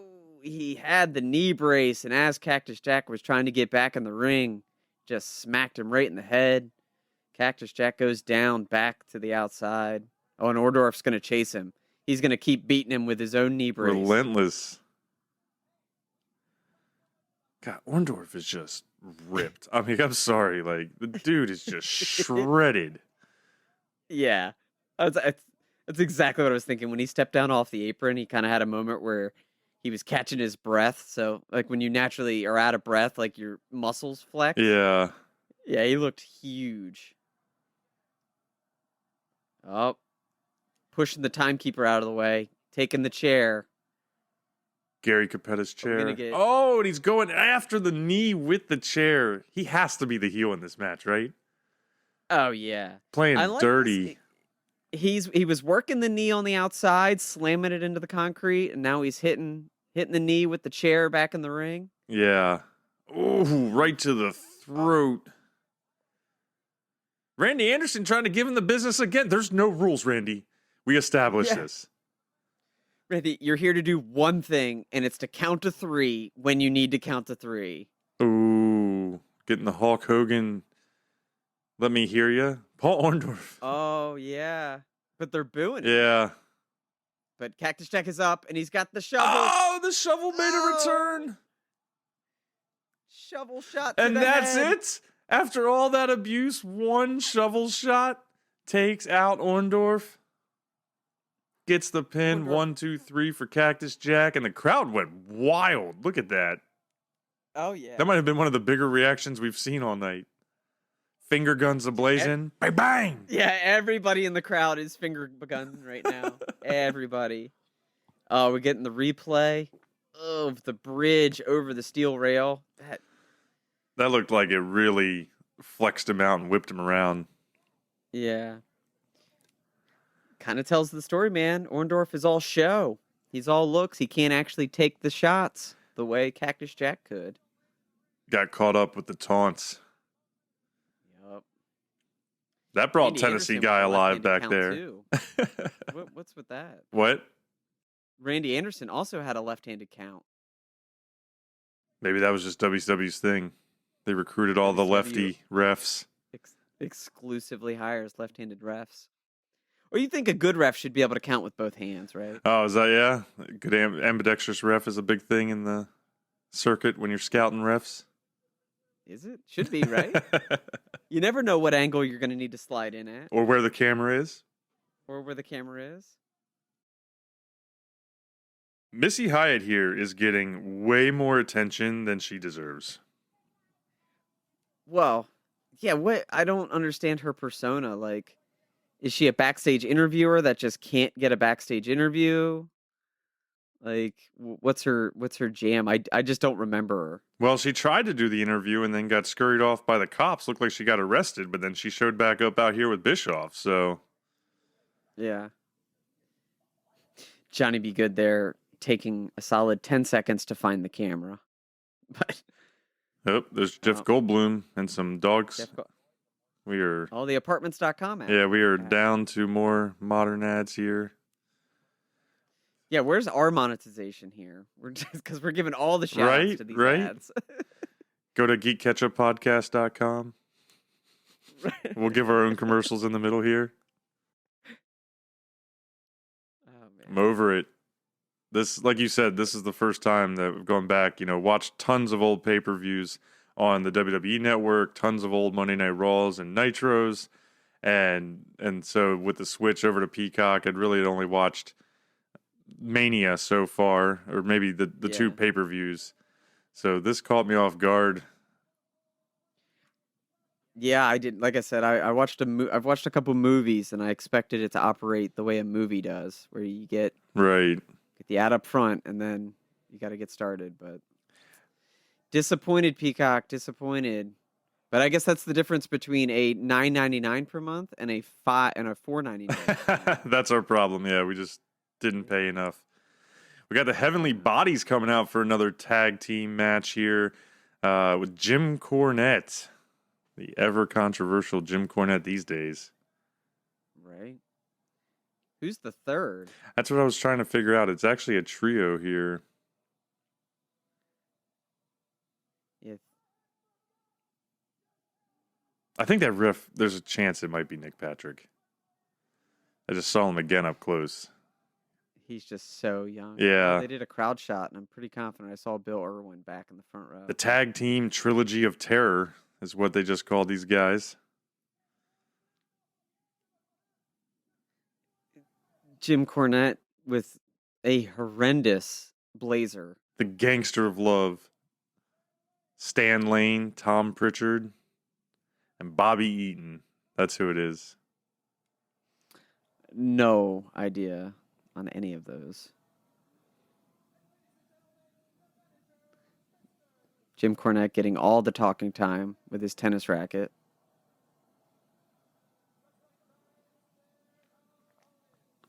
It's really... He basically just did a Paul Heyman. Yeah. Where he doesn't allow the actual announcer to do the introduction. He comes out and does it himself. The Rock and Roll Express getting a huge pop from the crowd. Fan favorites here. Heck yeah. Ricky Morton. I don't know if it's the original. Yeah, it's the original. Okay. It's Ricky and Bobby. Yeah, Bobby Gibson. We saw them, remember, at Starrcade house show here in North Carolina a few years back. One of them got in the ring and actually did something, right? Yeah. Yeah, because they had all those old legends, like Arn Anderson was there and stuff when we went to that show. Yeah, I remember I remember Arn Anderson giving Dolph Ziggler the spine buster in the middle of that match. Yeah. Like, he got involved somehow and gave him the spine buster, and like the entire crowd popped. Dude, the Rock and Roll Express look old even at this point. They do. It's the mullets. Yeah, the mullets. The mullets don't. They're still wrestling. I know, right? They showed up on AEW a while back. Yeah, yeah. But I think when they showed up on AEW, did they do any spots? Yeah, I Did they think he actually did get like in a the ring? Canadian Destroyer or something, remember? In one of those pay-per-views or Oh, something, like yeah. lit the internet on fire. Yeah, you're right. Yeah.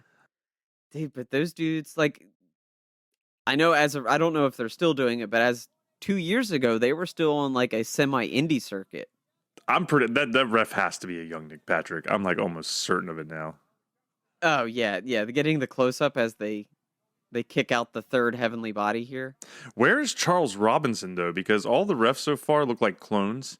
They're just different sizes. They all got the dark hair, the big mullets, and like, a lot of mustaches going on.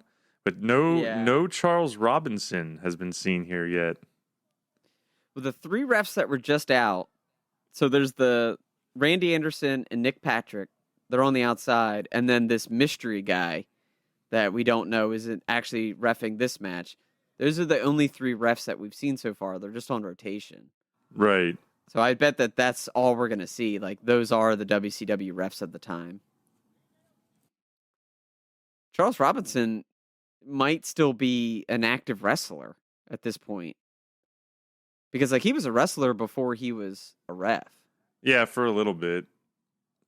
He could have also been coming up, whereas these guys would have been the pay-per-view, and maybe Robinson's still doing house shows or something at this point, because this is 93, right? So Robinson, his career had definitely started.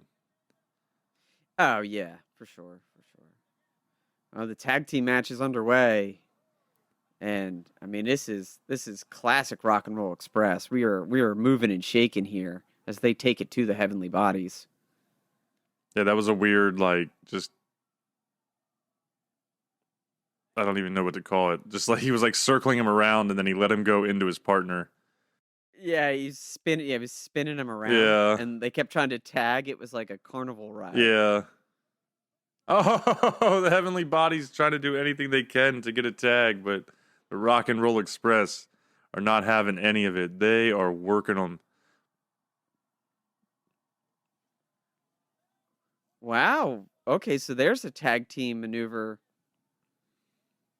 that I had never seen before, where like they were about to whip Ricky Morton into the turnbuckle, and Gibson ran over and threw his body in the way, so his body took the bump instead of Morton going into the turnbuckle itself, and it like softens the blow. Right. Maybe modern tag team rules have disallowed that. Right.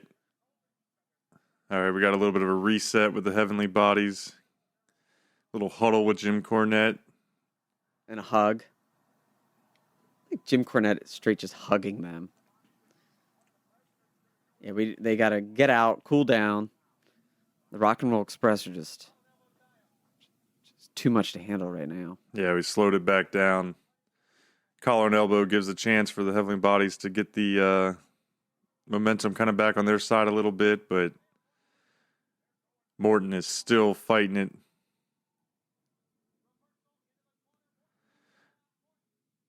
Oh, atomic drop. Oh, he atomic dropped him into the other guy, and they like attacked each other. Yeah, that's... So I don't know about you, Kyle, but anytime I think about the Rock and Roll Express, I always want to just call him Ricky Bobby. Yes. Yeah.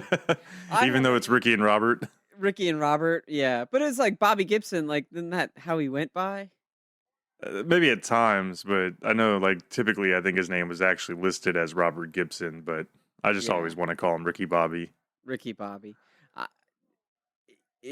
I don't know why, because, like, they made their careers out of being a tag team, but I can always remember Ricky Morton's name. Yeah. Like, it is always Robert Gibson that, for whatever reason, it, like, fails me. Like, if it were trivia night, and we're like, who are the two members of the Rock and Roll Express? I'd be like, all right, Ricky Morton. and then and then you'd probably find it and get there, but it's just the way it goes. Like, Ricky Morton's always the first one you say. Well, and even though they both have the mullets, I think he just stands out more because his is a little bit differently cut, but it's also that bright blonde hair. Like, he's just the more memorable one, no matter what, from a visual standpoint. The Heavenly Bodies, what? He just would not stop running back and forth. That made no sense. Yeah, And then Morton just leaves the ring, but Jim Cornette comes in and takes a giant shoulder tackle. He's like completely dead now. Why did Jim Cornette he didn't get rolled into the ring. He just took No, he got in by himself. Yeah. Yeah, that was so strange. Ooh. Oh, I thought they were going to go for the triple combo there. Like, Yeah. Robert Gibson was going to grab both Heavenly Bodies and headbutt them into Jim Cornette. And it was just the two of them. But Morton came in and cleaned Cornette's clock, knocked him down to the apron. Oh, but he comes back. The third match where we've seen just the competitors just start running the ropes. It's true.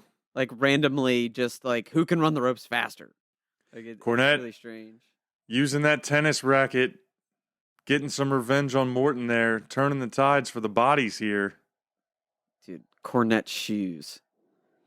Cornette's shoes are something else. He's got salmon pants with bright red shoes, a light salmon shirt with a red tie, and the blue blazer. Jim Cornette is all over the place. And he might be wearing red suspenders as well.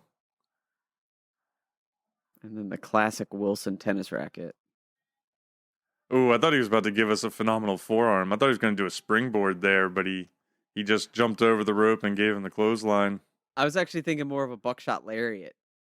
Like, he'd do the flip, but it just didn't happen.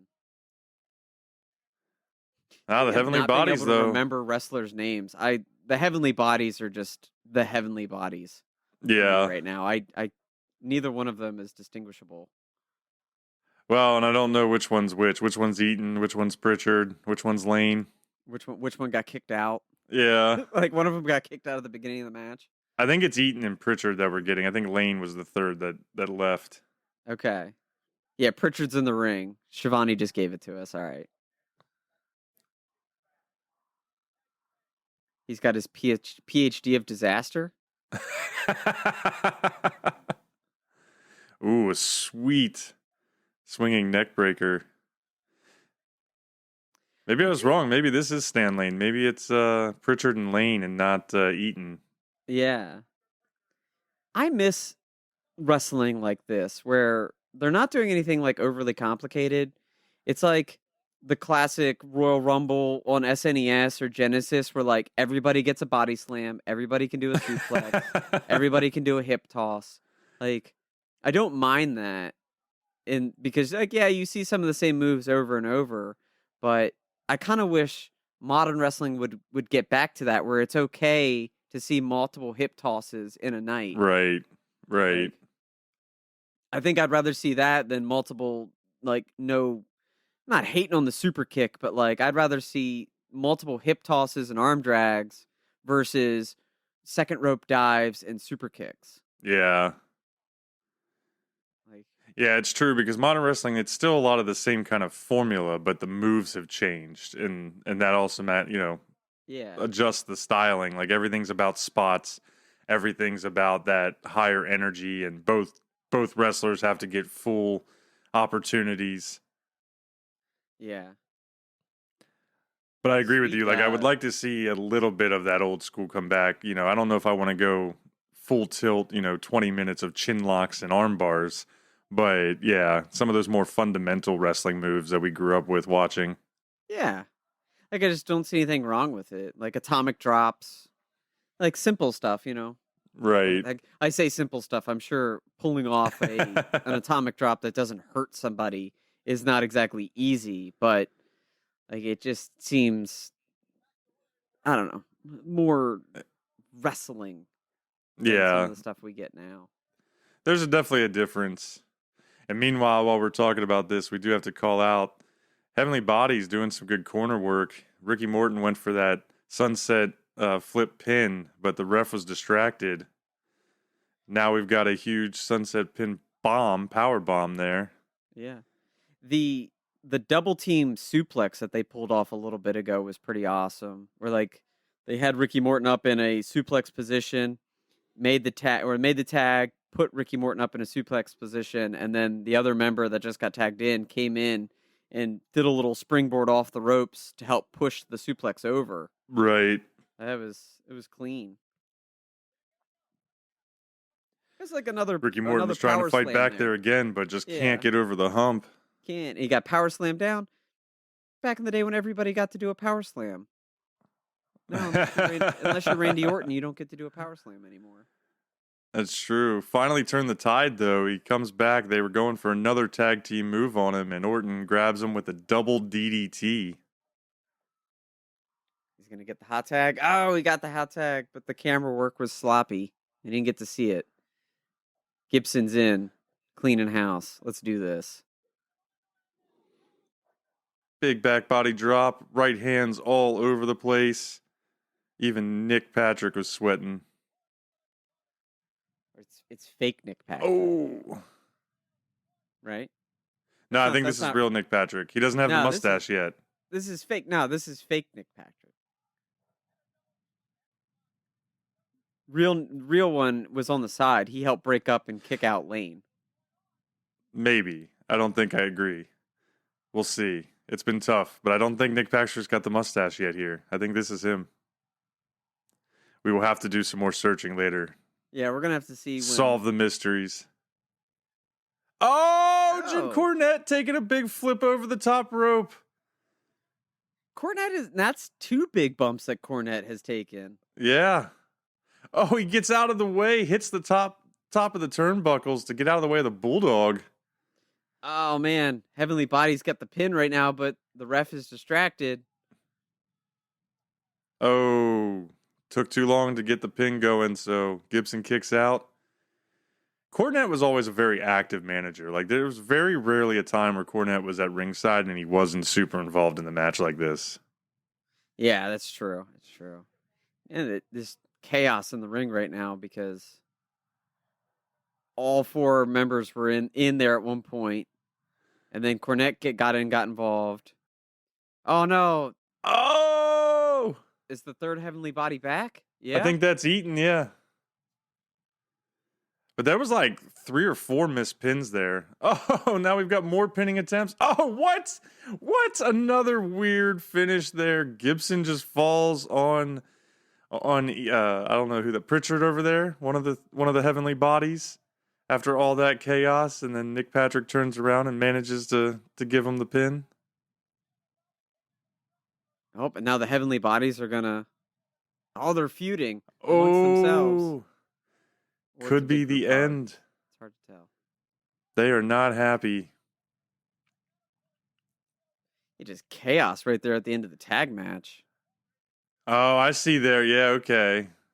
So Ricky Morton was smart and missed the elbow, ducked out of the way, so he gave it was one Heavenly Body on another, cost him the match. Just gotta be a cohesive unit here. If they're gonna go Freebird rules, they gotta step it up. Oh, we're gonna get a Sting vignette? Look at those shades. They say, it's him. It's him. And then we go into a modern commercial. Modern commercial.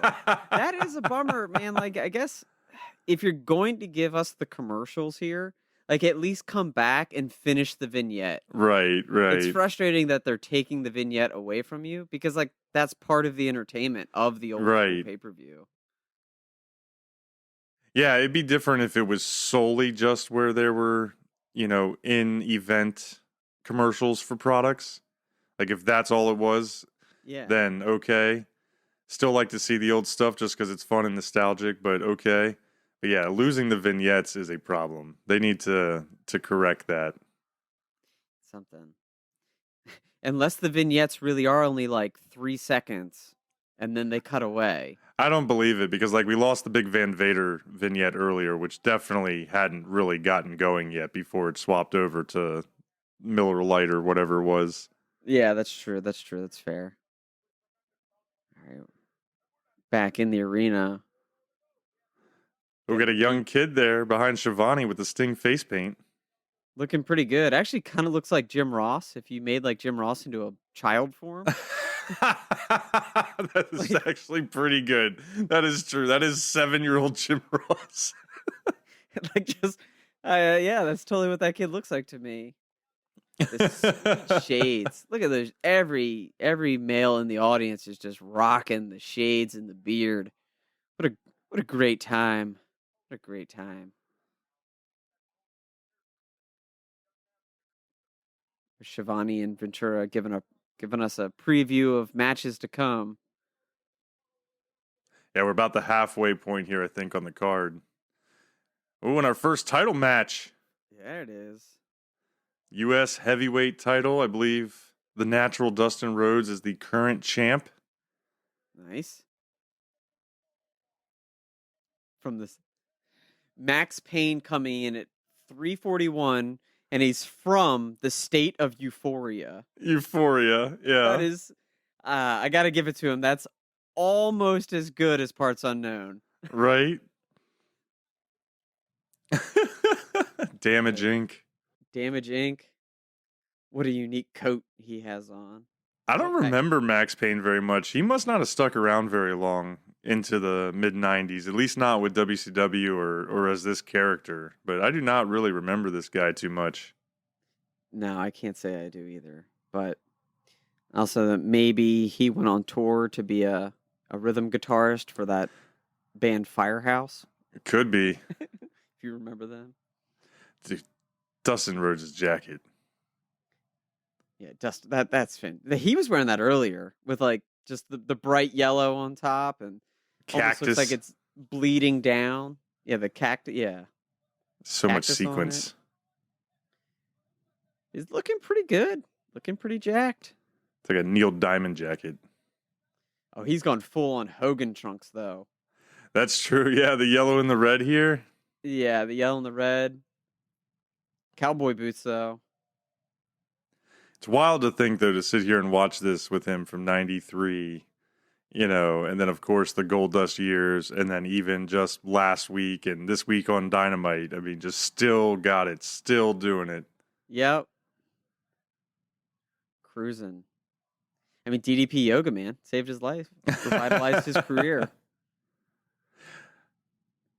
The original U.S. title belt. Looking a little simple, but why not? The jacket was massive. What is Max Payne's ring gear? Actually, I know what Max Payne's ring gear is. It's the prelude to Eddie Kingston. Like we kind of rip on Eddie Kingston's ring gear a little bit. That this is kind of the origins of Eddie Kingston's ring gear. It's true. He's just wearing like biker shorts instead of gym shorts. He's got like the cycling shorts on. Yeah, but he's still got the same like loose fitting tank. Yeah. Dustin Rhodes, though, not wasting any time, going right after him. Flurry of right hands. Kicked him outside the ring twice now. Big flying clothesline. Giving him the stare. Yeah, Max Payne getting out of the ring, trying to slow stuff down. Dustin Rhodes says, "Nope, get back in here. Let's do this dance." This is fake Nick Patrick. That's what I was saying earlier. This is the fake one right there. Oh, but I thought that's Randy Anderson. No, Randy Anderson's the other guy. He's smaller. I'm telling you, they all look the same. They are clones. Like, they are all the same type of dark hair. Some mustaches, some not. They're just different sizes. Just different sizes. This guy kind of looks like Mario from, like, when he guests in Super Punch-Out. He's like the ref in Super Punch-Out. That's right, what this right. guy looks like. Ooh, big pin early on? Nope. 2 count only. See, more arm drags. I love it. Just give me all the arm drags. It's like all I want. It's true. This match has been all Dustin Rhodes so far. Max Payne going to the outside for the 3rd time to catch his breath. Just can't let him get his momentum built up. He's a fighting champion. Can't let it happen. Oh, he's asking for the test of strength? Max Payne wants none of it. Backed off. Wow. Worried about the Natural.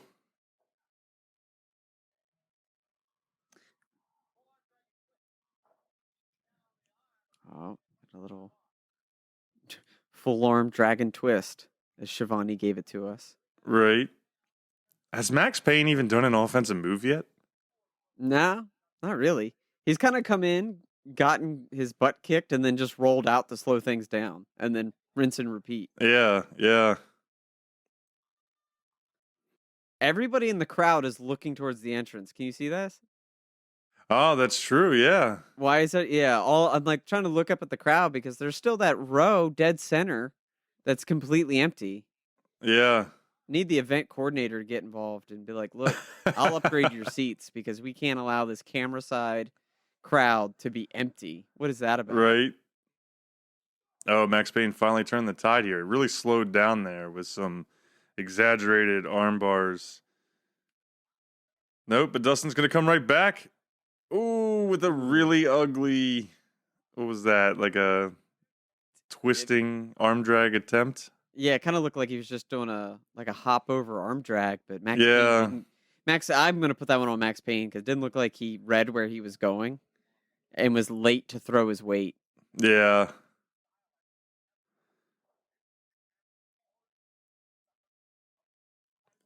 Oh, yeah, Ventura's putting it out there saying Max Payne is just too nervous going up against the Natural here.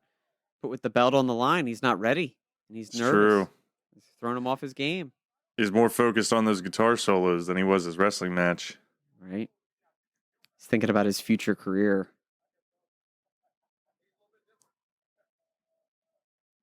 Oh, man. Oh, finally going to get some offense. Ooh, driving him into the turnbuckle. Max Payne's got to step it up here. Yeah. What's going on? What's going on? It's becoming very apparent how he did not last super long after this and is not really stuck in our memories here. It's amazing that he's even got a title match, to be honest. Like, after seeing how well Benoit worked, Scorpio, a bunch of those guys earlier on, now coming to this, like, how did this guy get the title fight? Yeah, I agree. Even Ventura's trying to save it, saying he's playing possum, but I think he's just not as skilled. Ooh, eye rake, though. That can always turn it. Do you remember Man Mountain Rock from the WWE? No. Okay. Same guy, though? Same guy. I was like, I got to look this guy up. I got to see what his deal is.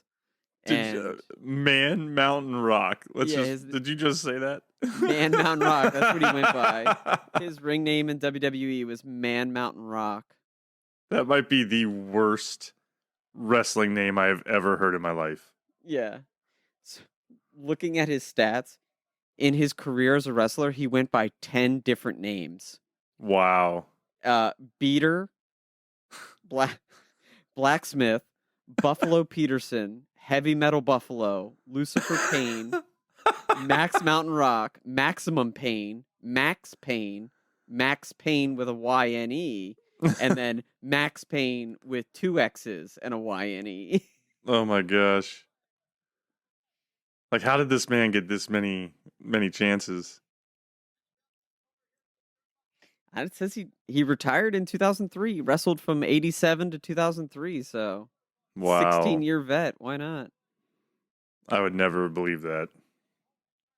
Oh, that was wild.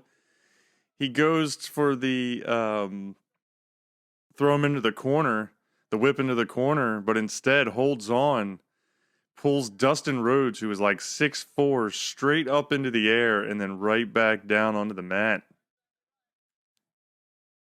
Now he's got control. He finally got some offense. Maybe he was playing possum. Maybe Ventura was right. He's got him in an arm bar, taking advantage. Studied with Dean Malenko. Right. Man of a million holds. Or 1,000 holds. 1,000 holds. 1,000 holds.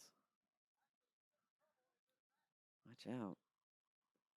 Yeah, the crowd. We need the crowd to hype this back up. Figure out what's going on.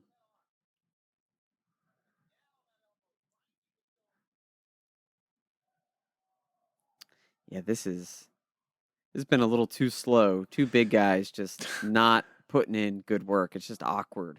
Well, Dustin hasn't been terrible, but like Max Payne there, he like didn't even properly twist the arm for just a simple arm lock. You know what I mean? Like wrist lock. Yeah. You just going for the wrist lock. Didn't even get it over. How do you not get a wrist lock? And Dustin counters with some headlock scissors there, but Max Payne gets to the rope. There was his best move of the day. That was a nice shoulder tackle. Good shoulder tackle. Yeah, for a U.S. Open match, a U.S. title match, this needs to step its game up. Well, and there's just not much exciting here. Very slow, very old school style pace. So they just name dropped this ref. His name is Mike Atkins. Mike Adkins, okay. I think he was around for a while. Like, he does look a little familiar, but he's ahead of the game with the mustache. Right. Mike Atkins. Oh, man. I'd say we'll just continue to call him fake Nick Patrick or Mario from Punch-Out. I like Mario from Punch-Out because he does look like he was the model. Right. Like whoever made that game was like, dude, I'm a big Mike Atkins fan. Putting him in it. How it's going down. Dude, Max Payne's got Dustin on the ropes here. Natural better get it together or he's going to lose his title. Big back body drop. Max Payne is in full control right now. He weathered that early storm and is now taking it to him. He's in his state of euphoria. Yeah, I was going to say, Jesse the Body just crushed it with that line. Oh, Dustin. Fighting back. Punching the knee. Knees to his feet. Yeah, chop that tree down. Ooh, big boot to the side of the face. I love how Max Payne took a boot to the face, didn't go down. Dustin Rhodes delivered the boot to the face, did go down. Right. Dustin's selling his own moves. Because clearly Max Payne doesn't know how. He goes for the cross body, that but looked okay. Dustin went for a bounce off the ropes cross body. Max Payne caught him, slammed him down, but then missed the follow-up splash. Yeah, the elbow drop did not go well. Dustin needs to hawk up here. Ooh, big back kick to the stomach. It's like a mule kick. That's the Mortal Kombat. Like when you get knocked to the ground, as you're coming up, you punch. You're right. It's like one of those. Ooh, big lariat. All right, here we go. Let's hawk up. He's turned the tide. You got the trunks on. Dude, I'm not gonna lie. Knee pads have slipped down enough that the red knee pads underneath are exposed a little more. So we've gone full Hulkamania. Right. I don't know if it's just the way the trucks are bending, but it kind of looks like at times like Dustin's got like a full chubby going on. Like it might just be the way the trunks are. I don't know, but damn. I'm just gonna say it's Ron Swanson. It's an illusion. It's an illusion. It's an illusion. It's the pattern of the pants. Pattern of the pants. But maybe, a little precursor to the Gold Dust days. It's true. Just making it weird. Oh, Mike Atkins getting knocked down. Oh, he's called for the bell. Did he call it? What? Yeah, he called for the bell after getting hit. Are you serious? They just bumped into each other. That wasn't even anything. Yeah, he ended this match. We had to sit through all of that for that finish. They were just like in a tie-up, and they bumped into the ref, and the ref called it. Yeah. Dustin Rhodes retains his belt by disqualification, but Max Payne is absolutely taking it to him still.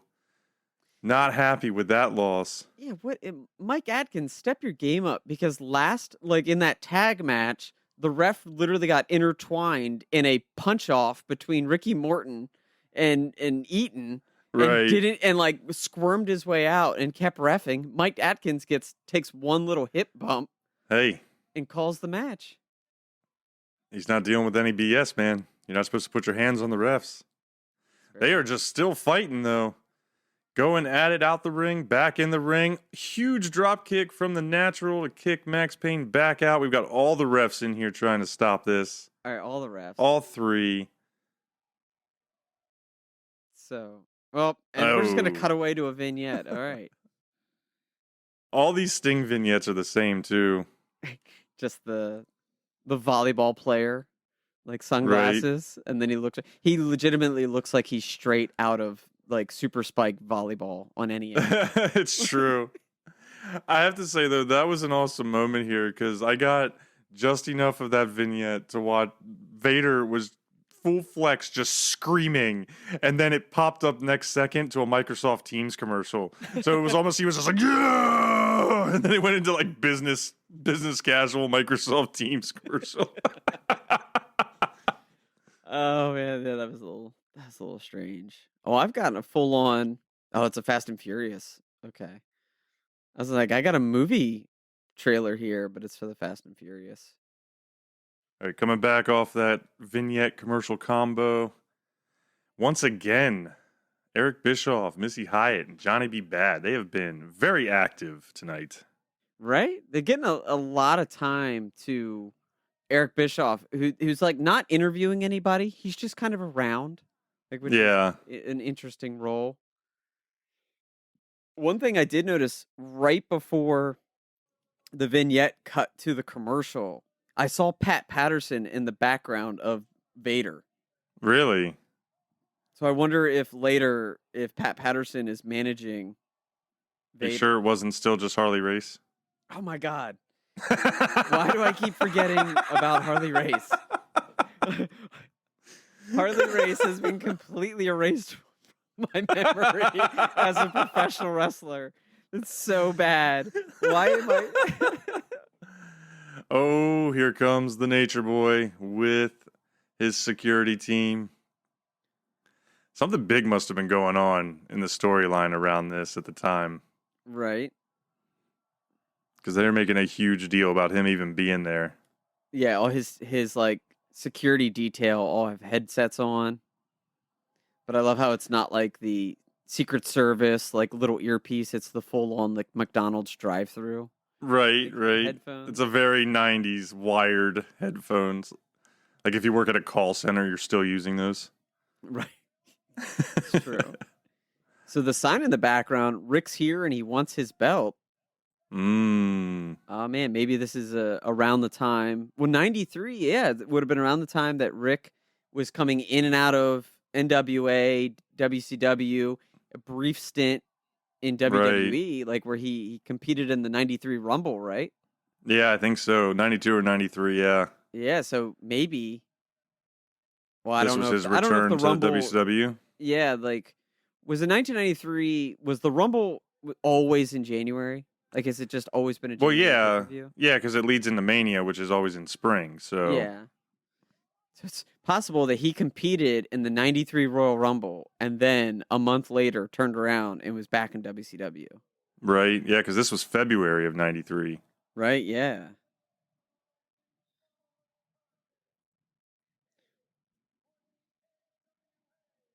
All right, we've got another title fight here, NWA Heavyweight title. So we've got that cross promotion going still.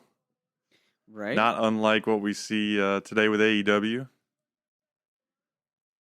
Ooh, from Sweetwater, Texas. Barry Wyndham. There you go. He wrestled for a while into the 90s. Like, he was a solid mid-card guy that showed up a lot on, like, Nitros and stuff there for a bit. Oh, yeah. Did he get in the tag game for a bit? Yeah. I remember him tagging with a few people. Maybe had a little bit more of a cowboy character to him at times with, like, a whip. Or not a whip, but, like, a lasso. A lasso, yeah. He's just an upgraded Bill Irwin. Yeah. Or maybe Bill. No, let's give Barry Wyndham the respect that he deserves. Very much, yes. Bill Irwin is a knockoff Barry Wyndham. There we go. Yeah. Barry Wyndham was a legit wrestler for a long time. Ooh, Tokyo, Japan. Here comes the heavyweight champion, the Great Muta. Nice. Oh, there's the NWA Heavyweight Championship. That is the memorable one. That's what turned into the real world heavyweight title that WCW used for a long time. Yeah, yeah. I like that. Is the belt that a lot of people consider to be like the main championship in wrestling. Yeah. Well, it's like that's the belt. Everyone's like, that's the belt. And then it's usually followed up with, that's the Ric Flair belt. True, that too. Like, it's that image in your head of Ric Flair. And so I would imagine that's the storyline of why Rick is here, why he came back out. Like, he wants his belt back. Like, something must have happened. That's possible, yeah. I wonder if Wyndham will take it from Muta here and then turn around and wrestle Flair for it at some point in the future after this. Could be. All right, so what? So Randy Anderson Randy giving Anderson. out the rules. Right, so, yeah, that's Randy Anderson. He's the small one. He's the small one. He's like brunette Charles Robinson. And he's got a half mustache, which makes him very easily confused with Mike Adkins, a.k.a. Fake Mario. It's true. So if anyone's following along, we have Randy Anderson, fake Nick Patrick, which could also be real Nick Patrick, and then Mike Adkins, fake Mario. Yep.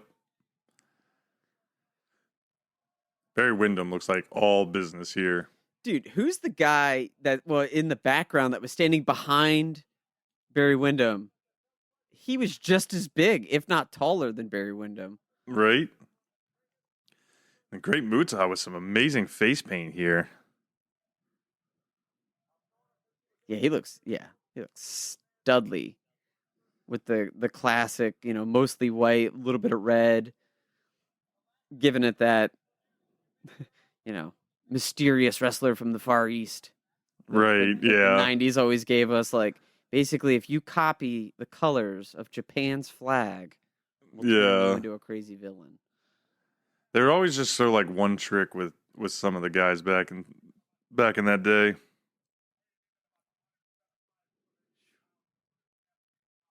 Yeah. Barry Wyndham is jacked. That's like, Barry Wyndham is just big, tall, farm boy strong. He's built like an offensive lineman. Yeah. I'm interested to see how much he does here with Muta, because I feel like I remember Muta having more of that quicker style, the martial arts, maybe a little bit of flying. Yeah. Where Wyndham was definitely much more old school. Yeah, if we could get some strikes. The original King of Strong style here. Ric Flair just called himself the original 60-minute man. All those 60-minute matches he had for years and years and years. Right.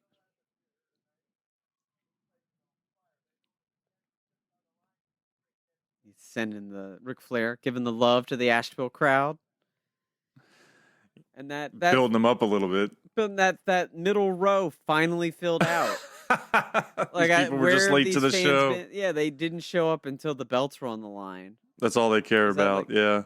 Common practice for 90s pay-per-views that who cares about the undercard? I'm just going to show up for when the belts are on the line. Like, man, if I'm paying the ticket of admission, I'm coming for the dark matches. I want all of it. Right. Big test of strength going on right now. I feel like we could be in for a long haul here. That was a nice little test of strength, just kind of flip over. I wouldn't know what to call that. Like, they went shoulder to shoulder, and then Wyndham used his strength to actually do like a half suplex. Yeah. There you go. More tie-ups. Oh, Wyndham just tapped. You see that? He gave him the triple tap on his back. That's what Stunning Steve did earlier, man. It was like a 2 or a 3 pat on the ring, man. It was a tap. At least he was in a crab. Barry Wyndham just tapped to a headlock. Yeah, side headlock. Yeah, this match is going to go slow and methodical, I think, if they've got the longer time limit. Yup. The longer time limit. Belt on the line. Big dudes. Ooh, Muta's showing off the power and the quickness with the big shoulder tackle and then right back off the ropes. The flip into the spin kick. Yeah, it did like a little somersault. Yeah. That was slick. Egg roll. Egg roll. It did egg roll through Barry Wyndham's leg. I don't think that move's actually called the egg roll. It's only called the egg roll in the MTW days. Yep. Signature Chris Rogue move. Signature Chris Rogue move, the egg roll. There's a story time for another year. The MTW days of Chris Rogue and Ace Magic. And the Darkness. The Darkness, yes. The Darkness. One of the most feared competitors in MTW history. Dude, Jesse Ventura looks like a crazy man from that vantage point they just gave us from behind. He's just rocking back and forth. He's just jonesing to get back in the ring. Wasn't this like That's around the time where Jesse like wanted to still wrestle, but nobody would do anything other than let him commentate? It's possible, yeah, because he commentated for a number of years there through the 90s. He's not a bad commentator because he's so over the top. Yeah. But then he went on to be governor, of course. Governor, yeah. Brief acting stint. True. He was in Predator, and then, of course, the Running Man. Yep. A fantastic cameo in The Running Man. So far, this match has been about 90% side headlocks. We had a little test of strength and one flash of speed from Muta. And maybe an atomic drop coming. Oh no! Flip over back into another sidelock. It was almost going to be like a back body drop, but Muta carried the momentum over and wouldn't let Wyndham do it. Not happening. I feel like this whole match is happening right now just so everybody focuses on the Ric Flair commentary. I would say that is accurate. But it's tough because it is like, this is the type of match that you would get out of like two wrestlers like this. True. And they're building to something bigger, I suppose. Yeah, I don't know. Yeah, I'd like to see the pace pick up a little bit here. Wyndham finally coming back. Oh, but he gets caught after the shoulder tackle with a huge drop kick from Muta, and then we are right back into the side headlock. Jeez. There's a bit of an excitement. The leapfrog was impressive. Yeah. And then, back into the side headlock. Ah, man. I feel like we look like that front row. Right. It just kind of looks dead-eyed. The guy with the Sting shirt there in the middle looks pissed. Yeah, he looks like he is so mad that this is going this way. I paid $35 for this front row seat. I need something 1993. Yeah, the 93 prices, man. It's when gas was 89 cents a gallon.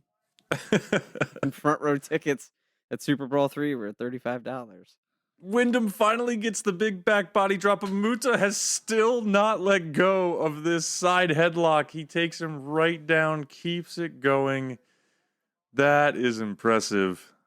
What Wyndham needs to do is just extend his knee out about 6 inches and hook his foot onto the rope, and it'll break the lock. Force the break, yeah. Force the break. Where's his manager in the corner shouting this? All right, here we go. Barry Wyndham working back out of it. Coming for another 10 seconds of flash. He's going to go for the belly. He's tried several belly to backs, but they haven't worked. All right, he's going to work him into the corner. Muta's face paint has not smeared one bit, despite all that rubbing against each other. Yeah. It's pretty amazing. Hey, you don't see any of it. It hasn't smeared across his face on Wyndham. Oh.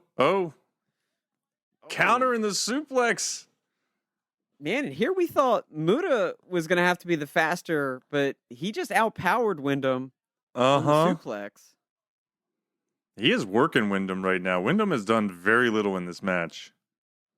Well, to be fair, neither is Muta. It's just been a lot of side headlocks. But the quick Hey, but he's elbow wearing was him nice. down. He's wearing him down. There you go. Back to the hold. All right, yeah, Ventura calls me out, says, got to go back to what's working.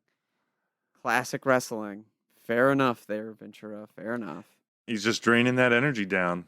Yeah. Just like in the video game, you know? You take all the endurance away. It's true. Fair enough. All right, look up into the crowd. You see the kid just straight up eating a hot dog in the middle of the stairs. Like, he's not in a chair. He's just sitting on the stairway, eating a hot dog, and nobody's asking him to move. Yeah, fire hazard and all. Not bad. All right. Finally up and out of it? Nope. Every time there's a moment you think Wyndham is going to work out of these side headlocks, Muta just cinches it in tighter. This is crazy. Every time. Yeah. I haven't seen this much, side headlock, chin lock since the NXT house show we went to years ago with Elias and the Chinlock City chants. The Chinlock City, yeah. Still, the highlight of that particular house show was the guy behind us that was the huge, I wanted to say Alex Riley, but it's not Alex Riley. It was Alex Riley. Oh, because he was Riley, screaming okay. Triple H things at him. Yeah, Triple H, yeah. It's all about the game. Yeah. He was just screaming Triple H, taglines at him. Yeah. I do recall somebody at that house show having a sign that said Chinlock City. Yeah, the guy in front of us that we thought knew Elias. Oh, yeah. Remember? He was wearing that belt. He was like super jacked. He was wearing that full title belt around his waist. Yeah. And then he holds up the sign and security told him he had to put it away. Because he was in the front row. The section booed him because none of us cared. Yeah. So he's like, just let the guy hold up his sign. Who cares? Nothing is happening. Tiny little developmental NXT house show and security's getting serious about it. Right. Wyndham finally coming back now. He's ripped about half the face paint off, so we saw the shelf life on that, and it seems to have taken Muta out of his game here. Dropped him with a DDT. All right, here we go. Wyndham shaking the cobwebs out, regaining control. A big kick to the gut. Tough strikes. You know what we haven't seen much out of in this pay-per-view is chops. Very few chops for being back in this era of wrestling. It's true. And you would expect to see that. Like that's just like a given move from this time period. Yeah. As simple as a punch or a kick or something. Yeah, not too much of that. There you go. Muta showing that he doesn't quite have the endurance that we thought he did, because after getting rolled to the outside and takes a back body drop on the outside, he looks done. Yeah. Wyndham power. Oh, what's going on? Flair's security's getting some sort of secret message. Is there a threat? Yeah, what's happening there? Oh, springboard suplex. I do like those. No, near fall, 2 count. It's picked up the pace a little bit here. Yeah, a little bit. Is there smoke coming into? Do you see this? The ring's filling up with smoke. What is happening? The fog machine. It's like the fog machine's kicked on. Yeah. Did somebody set off a flare? A Ric Flair? What's happening? Ric Flair? Ric Flair set off a flare? What? Terrible joke. Some in the crowd were looking back towards the entrance ramp. Yeah, I wonder if that was a mistake or not. I was almost expecting like some sort of interference or run-in. Yeah, it was like maybe a pyro went off that wasn't supposed to, and like didn't do a big pop or something, but all the smoke still happened. It's possible. This is the Wyndham show now, though. His first 15 minutes or so were all Muta, and now it's the Wyndham show. Big sleeper hold here. Right? Muta's fading already. He's going to hold on to the ref, try to help him. Not going to happen. He's going to back him into the ropes. Yeah, that face paint went from like holding on strong to just gone. Gone, yeah. Yeah, because now the face paint is completely wore off. Muta is going to sleep on the ground. As Wyndham's got it locked in. Oh, we're gonna. Anderson's going to check the hand. Yep. There's one. one. Oh, up. Oh. Oh, he Held only it on gives the us the one. Oh man. Muta's battling back. He's gonna get. Says the he's stomps. fine. Here we go. Something it must be happening on the other side because the kids here on the bottom left are coming up closer and closer to the barricade. Something must be going down. We got Flair security team gearing up for something, smoke going off, and the crowd is getting super close up to the barricade. Right.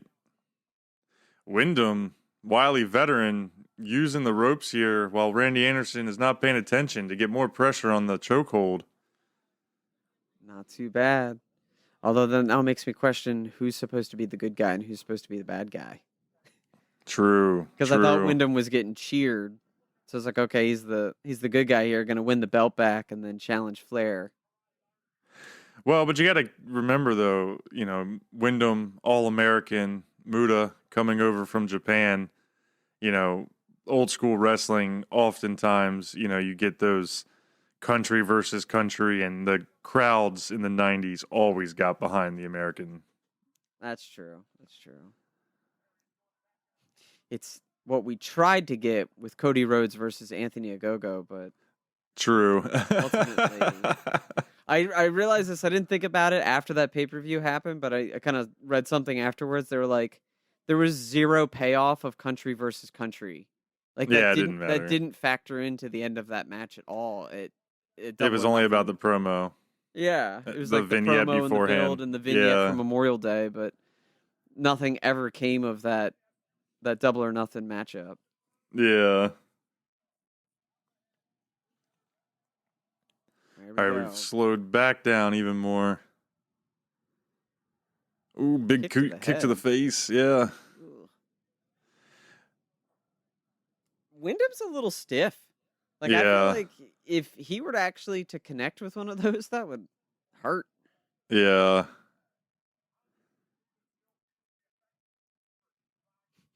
Ventura totally selling the sleeper hold.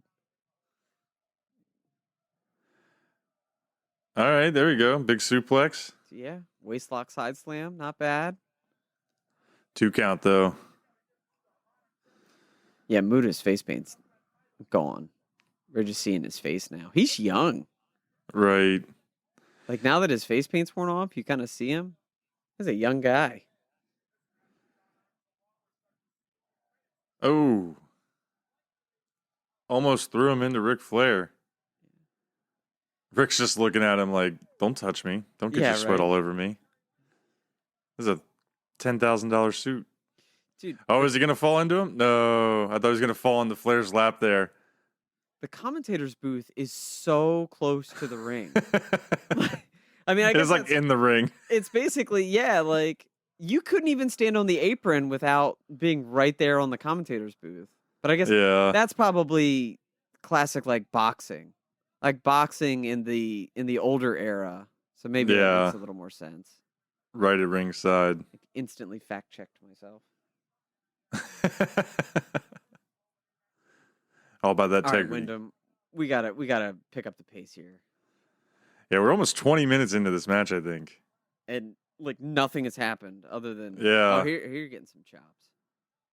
Finally, chop off right in the middle of the ring. Big slaps. Back and forth. Ooh, and then another eye rake.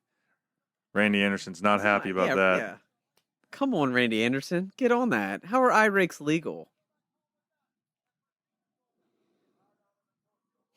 That's a move you can't use unless it's a no DQ in Royal Rumble.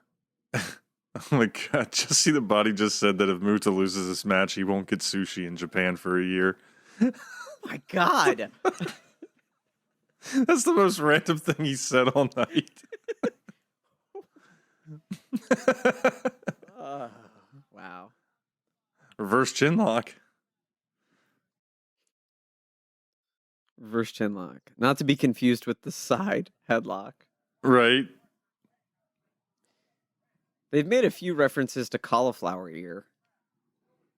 So. Well, yeah, when you spend that much time grinding on each other, I'm sure. Right? You nailed it there. Yeah, 20 minutes because they just said 40 minutes left in this match. So a little With over a 60-minute time limit. Yeah. Let's pray to God it doesn't go all the way to the end on that one. Oh. Ooh. Nope. Wyndham's not having it. Muta was trying to get that rollover pin. Wyndham just stops it with a big right hand to the face. Man. At least they've picked it up with a little bit more back and forth after that initial grind. It's true. They went from first gear to second gear, I guess. Ooh. Flying crossbody there, but couldn't get the pin. Yeah, this Muta fighting for his life here. Classic big guy maneuver by Barry Wyndham, putting the boot up on the third turnbuckle and then slamming the opponent's head into it. I guess when you're 6'7", you can do stuff like that. It's true.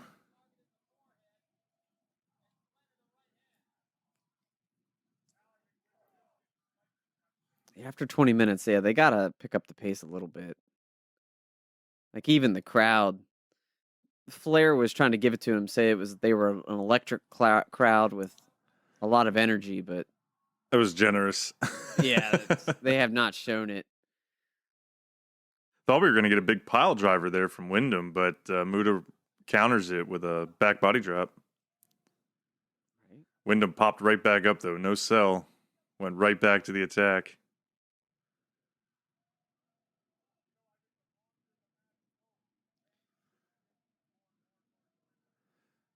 Muta looks to be fading. Yeah.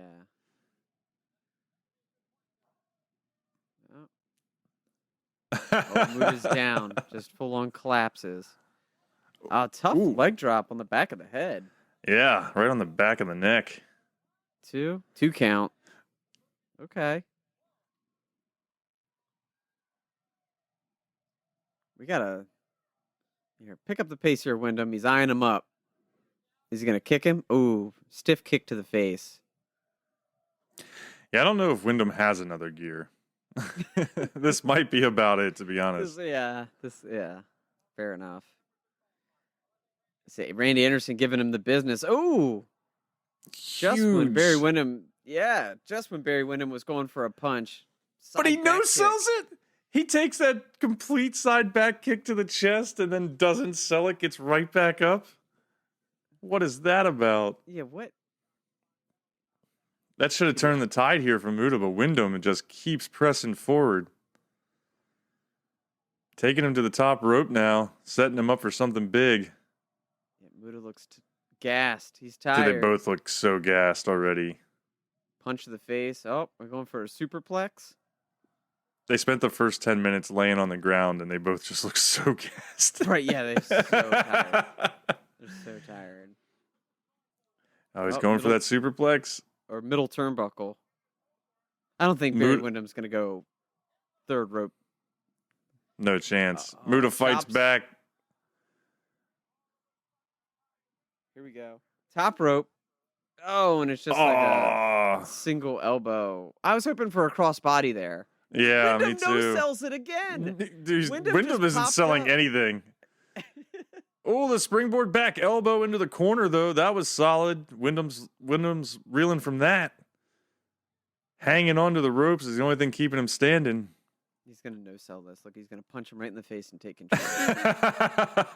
Oh. Muta with I don't know what that was. That was a very sloppy backbreaker. Yeah, or like a rib breaker from the side. All right, Muta's Oh, now we're getting the high flying. Yep. There we go. Oh! Wyndham tried to move, but barely got away. Almost looked like he was going to get kneed in the head. Yeah, Wyndham just missed getting kneed in the head as he moved out of the way of that moonsault. That was rough. Because Muta came off with some serious velocity there and like pretty much landed on his knees. Oh, and now, of course, Barry Wyndham is back in control. Looking Got for the him hooked suplex up again. for a suplex. Oh, flip Nope. over. Nice reversal by Muta. Flipping over on the suplex and then delivering his own belly to back. I like it. Pin him. Just reach. He's your right arm out. there. Retain. Uh-oh. Well, that was Surge odd. of energy. Muta's up. He's up and yelling and taunting. He's going to go for another side breaker. Was he going to go for the moonsault again? Oh, the knees got up. Oh! Got the knees up. Yeah. Oh, then the big Muta's got some clothesline. velocity on that moonsault, too. Oh, He man. flips backwards pretty fast. He does. Oh, that was an The ugly double up DDT. DDT. Okay, And so Randy Anderson diving across them to do that pin. yeah, the pin was by far the best part of that. So the double up DDT does Muta in 1, 2, 3 after about what felt like 2 hours. Chin locks. Barry Wyndham is your new NWA champion. Oh, and Ric Flair bringing him the belt. Wow. Setting up that match we were talking about. Wyndham and Flair down the road a little bit. Oh, he's going to put on... Flair putting the belt on him. That's respect. That is respect. Oh, Wyndham doesn't like Oh. it. Maybe tried to goose him. Weird Stare down off here. Yeah. Flair and Wyndham. Oh, the half strut out of the ring. Right? Flair, just the crowd favorite. The crowd's going crazy for Flair. Look at that. He can do no wrong in North Carolina. A little bit better towards the end there as they picked up the energy. Still not very, very good of a match, but you know, after 20 minutes of chin locks, couple of moments there, whole lot of no selling. Oh, Now we're back to Big Van Vader. Big Van Vader.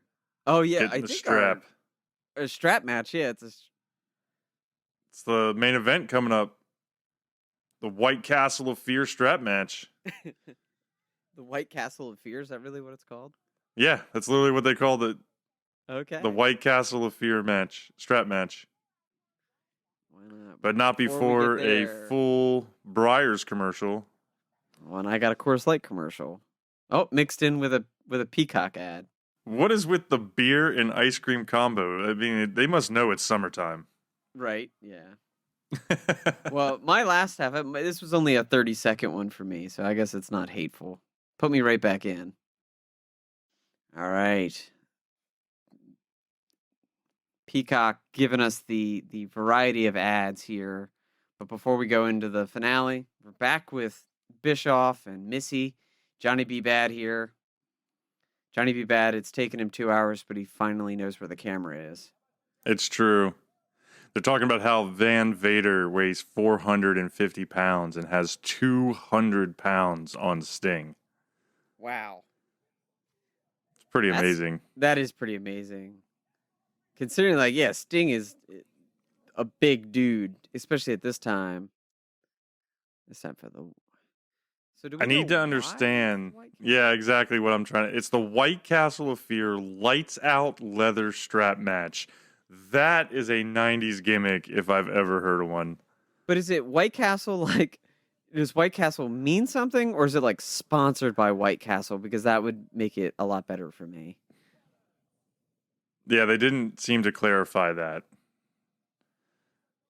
Ooh, Van Vader coming out. Big fur-lined cape? Yeah. That's a really interesting piece of gear for Van Vader that I don't remember. I remember the shoulder pads and like a little more intensity, but this is looking regal. Yeah, it's freaking with old But he's Harley gonna- Race. I finally recognize Harley Race. Right? Van Vader looks like he's in charge of the Starlight Citadel What's the belt that he has? from It's- X-Men. It does look like yeah. That's the WCW Championship, I think. Is it? I think he's like the main champion for WCW right now. Yeah. Okay. You can see 'Cause I why think this when is they a title moved fight. into the TNT era that they let the NWA Championship stand because that belt Right. does not look all that impressive. No. Yeah, the white with the. You're right. He's With the fur. Straight up just Emma Frost, Opal Saturnine, Van Vader. Oh, we got some pyro for the first time. Interesting it's that Sting? Vader. Oh, okay. There it was Yeah, because Sting was from coming Venice out. Beach. Yeah. Yeah. I like this this yellow and blue look, top to bottom. That's a solid setup right there. Well, and you can see. I mean, people just absolutely love Sting so much back at this time. Like Vader being champ, but coming out first, getting minimal pop. Yeah. Barely any boos. They just wanted Sting to hit the ring. Also, should note that like Sting didn't come out, it came out second. Like even though he's the challenger. That's what I was just saying. Yeah. Vader came out first with no pop. All the little kids with the action figures. Why not? But I mean, there's no doubt. Like literally the entire 90s, as much as some other guys came up, got some notoriety, had some good runs in WCW, like Sting was always far and away number one. Even when Hollywood Hogan was there, even when Goldberg was there, it was Sting's house. Yeah, for sure. I mean, he's like, when you, I like the graphic that pops up and says that this is not sanctioned by WCW. Maybe that's where the White Castle came in. WCW didn't want to touch it, but White Castle was like, we do burgers and we do wrestling match sanctions. We got this.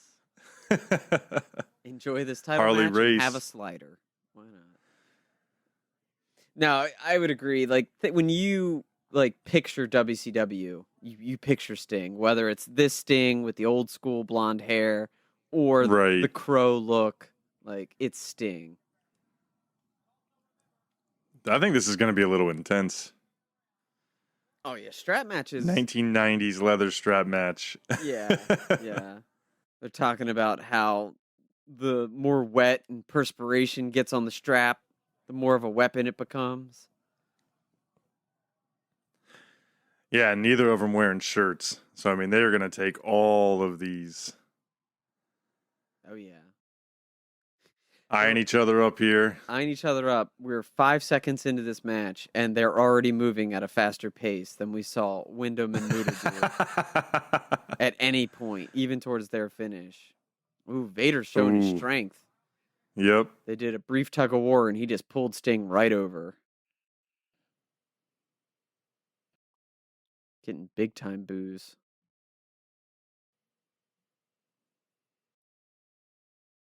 The only thing I'm not in love with as far as Sting right now is the boots. Like he's got mostly blue face paint, some highlights of yellow, then yellow trunks or yellow pants with a big blue stinger on the leg. But why is he wearing red boots? Yeah, it doesn't make much sense. Man, Vader's showing off the strength.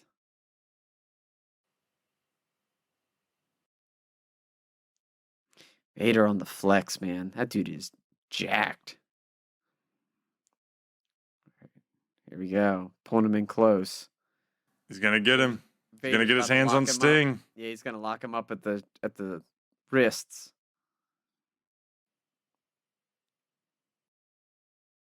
What was that? He pulled him in close only to push him go away. All right, so he could whiplap him, like pull him back. Yeah, had to get that momentum. I see there. I was just a little confused. I was like, why did you pull him in real close to just push him away? But I guess he's playing he's playing mind games.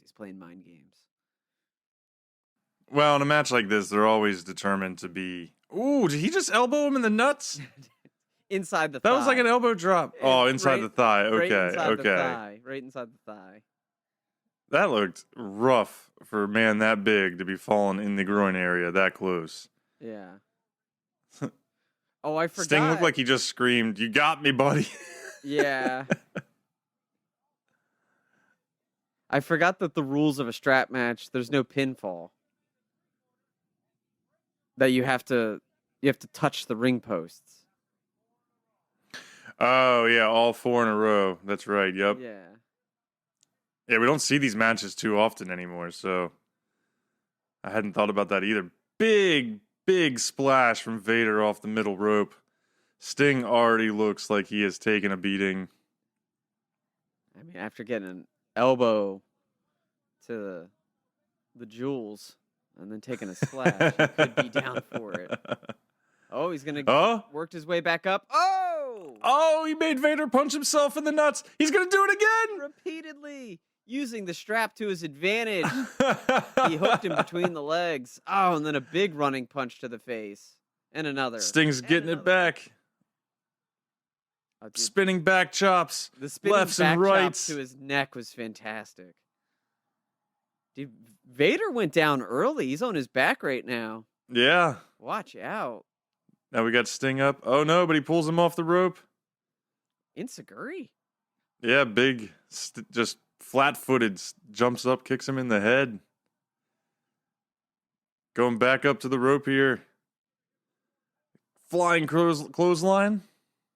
All right, Sting. Go touch all the other ones and win the match. Right? He's down. Why are you going to run after Harley Race? You are literally attached to the other guy. All right, we've got him on the second turnbuckle. Oh my God, he almost fell off the top turnbuckle. I was worried. Worried. Sting goes up to the top turnbuckle to deliver a splash elbow, whatever that was, and he almost lost his balance and fell backwards. Yeah. Oh, he's going to do it again. Back to the... While strapped to Vader. While strapped. Another big splash. There we go. That was a little cleaner than his first one. Yeah. Crowd goes crazy. Sting bringing the high flying in. Moving over. It could be a third turnbuckle here already. Vader is in trouble. Right? Oh, they're saying he's out. Out cold. Oh, is he going to choke him with the strap? He's setting him up for peeling back the trunks, exposing Vader's back. He took his tank top and brought it down to his waist to expose the back, whipping him with the leather strap. The crowd's going crazy. That grandma was going ballistic. You see the grandma going ballistic with the small child holding his ears next to her? Like, she's a big Sting fan. Oh, Harley Race getting a piece of what he deserves. Sting hitting him with the strap. Oh, but Vader rolling out of the ring. Right. Be careful, Sting. He could drag you out. Dude, the crowd is getting hyped. People are up out of their chairs, running around. Dude, I'm not sure, but it almost looked like Harley Race just bladed Vader's back. But I don't know if there's any blood. Oh, I wasn't paying attention. The way he ran his hand across his back looked like, oh yeah, he definitely bladed Vader's back. 100% clear as day. He did. Yep. Yeah, the camera totally caught it as he ran it all the way across his back. Ugh. That was, yeah. All the blood. Oh, man. That's an odd place to blade somebody, man. Dude, he bladed him on the back, and now he's just laying on those mats. Like all the way, like shoulder blade to shoulder blade is what he did. Yeah. So we're officially outside the ring here. Sting just delivering the pain. Body slams on the outside of the ring, dragging Vader around. Yeah, Vader's just bleeding straight from the back. I just don't understand why you needed the blade, because you've got the straps. Like, you could have whipped him hard enough to probably pull blood, but he might have bladed him in a few places. It looks like maybe 2 or 3 cuts. Oh, yeah. And just a last-ditch effort. Vader pulls Sting down with the strap. Sting runs into the barricade, and I don't know if you saw Sting's shoulder. He's got a nasty bruise on his shoulder now. Like, it instantly... Oh, wow, yeah. Oh. These two dudes are just going all out. Well, Vader and Sting had some serious matches and some serious feuds in the early 90s. Yeah. Gosh, every time they show Vader's Oh! back. Whoa! Samoan drop. Back in the ring. Gave it, backdrop. Oh, the blood is Sting now picks all up over the canvas. 450. Yeah. I'll tell you, he got him good, too. He put him in two cuts, one on each shoulder. Yeah, this is... Oh, and the classic. Oh, big man, like, half bear hug clap. Yeah. Vader coming back. Is he going to give him the power bomb? He's going for it. Hyping him up. The crowd's asking him not to do it. Spare his life, Vader. Spare his life. Oh, Sting's going to fight it. He's not letting him get him up. Oh, and he flips Back body him over drop. with a big back body drop. This crowd is as hyped as they have been all night. Only took him 3 hours to get there. Technically, Sting. that's two turnbuckles because he was leaned up against the one. Now he went to the other. But he went to the well one too many times because he misses the third splash attempt. Man. Vader's back up. Oh, and the big man splash. The running split. God, look at his back, though, man. I know. Yeah, every time the light hits it, you can just blatantly see the two cut. I mean, he didn't just like nick him. No. In like an inch. Those are probably 6-inch long At least. cuts. That's rough. Well, that's what I'm saying. When it came on the camera, like it looked like you saw Race just run his hand all the way across his back for no reason. And so that's why I questioned it, because I was like, it had to have been that. Vader's got Sting up on his shoulders. Just put him in the rack. And the big fallback slam. Sting is hurt. And based on that move, he's got Vader blood all over his chest. Right? Vader going to go up for the Vader bomb. Oh, hell yeah. Pumping it up. Pumping it up. There it is. Big Vader bomb on Sting. Harley Race is happy. Is that Race? That was Harley Race yelling that, right? From Yeah, down in the outside corner, ring? pumping his hands. Yeah. I say Harley Race. We've established that is Harley Race. No, I not meant Pat the yelling, Patterson. The yelling. I wasn't sure who was yelling. Oh, I got you. It kind of sounded like Vader, but I didn't see Vader's lips moving. And I was like, who is talking right now?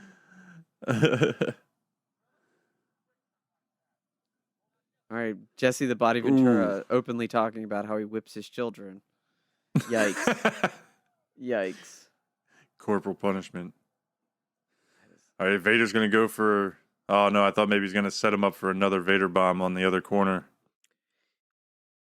You know, I'm surprised because Sting has taken a few whips of the belt and some big bumps, but other than the bruise on his shoulder from the barricade, he actually doesn't look all that beat up. No. Dude, Vader carrying Sting up to the middle rope to give him a avalanche Samoan drop or back body drop. What was that? Yeah, that was brutal. That was a huge slam. But just that strength. Yeah, carrying just the himself Sting, yeah. and Sting up the ropes like that. He didn't even struggle. Like, his knees didn't even look like they were buckling a little bit. No. Because when you're 450 pounds, a 200-pound guy is breakfast. Oh. He tapped the one. Vader's going for the win here. He got one turnbuckle there. He's dragging Sting around. Sting is just down. 2 turnbuckles. 2. Oh, gives him the death. The thumb across the throat. He's done. Harley Race, tell him to go for 3. Sting's fighting back. Not letting him do it. Oh, kicks him in the head. Oh, but he touched it, though. He touched it. Yeah, he did touch it. That's like...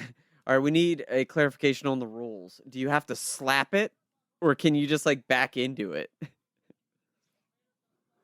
I don't know. It seems like, yeah, they actually have to, like, slap it, because that's the only time that Nick Patrick is reacting to give him credit for hitting him. Yeah. But you would think that, yeah, if you do a move like Sting was doing earlier, you would think it would all count. But Vader's going to go for a deep Vader bomb. Sting is pretty far back. Yeah, he's way out there. And Sting rolled in. What a smart move, knowing that he's got the leather strap. He had to go under him. Both men are down. All right, Vader's back up to his knees, though. Oh, that didn't last long. Vader's already up. God. He's going to instantly go for the straps? See, all right, so here's where He messed up. Yeah, okay. He caught it. Yep, He caught it. He went to go through the ropes instead of over the ropes, and I actually got worried. I'm like, the strap is going to come into play here because it's going to get all tangled. Dude, Vader going to the top rope. What is about to happen? The big man. Ooh. Sting throwing him off balance, and he takes the split-legged down on the turnbuckle. As Shivani said, he groined him. Oh, but he came back up. Oh, and then Vader does a full front flip off the top rope. What an athletic move for the big man. Right? Totally missed the possible Swanton bomb. Dude, if Vader did a Swanton bomb, I'd die right here. I mean, if Sting had just rolled in a little bit, like he would have hit it. He rotated just fine. I'm pretty sure he just closed fist punched Sting in the face. That's one of my favorite things about Vader, though, is you hear those stories about just throwing like real, like worked or shoot punches and actually just straight hitting each other. Dude, Sting was just throwing closed fist punches right there. He slapped him right across the jaw with that last one. Yeah. Love it. You love to think, hit me, make it look real, punch me across the face. Well, yeah, because most of the time now you see it's the punch slap at the last second, you know, like The Rock was so good at. But those were blatant closed fist punches. Yeah. Or at least like the open fist, where you just kind of hit him with like a limp knuckle. Now these are closed fist punch, like legitimate. Getting a superplex here. Vader's got Sting back up to the top rope. Second. Yep. It was a second rope suplex. Well, for Vader, right? Yeah. For Vader, we'll consider that a superplex. Although he's gone to the third rope a few times. This match has been way more active out of Vader than we saw out of some of the other guys that aren't even as big. Right? Well, and like I said, he is a legend. Respect where, it's earned and due that Barry Wyndham has, but seeing what Vader can do kind of makes you wonder why Barry Wyndham was ever really competitive. As I'm talking here, Vader gets 3 turnbuckles. He's going for the 4th, but Sting has locked his legs under the rope, holding on for dear life. Ooh, and a big kick to the face. Slows Vader's momentum. Sting has got to get something going here, or he is going to lose this match.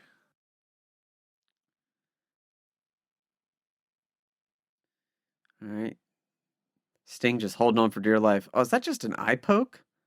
Okay, he's going for the turnbuckle chops. It looked like Vader was about to just dig his thumb into Sting's eye.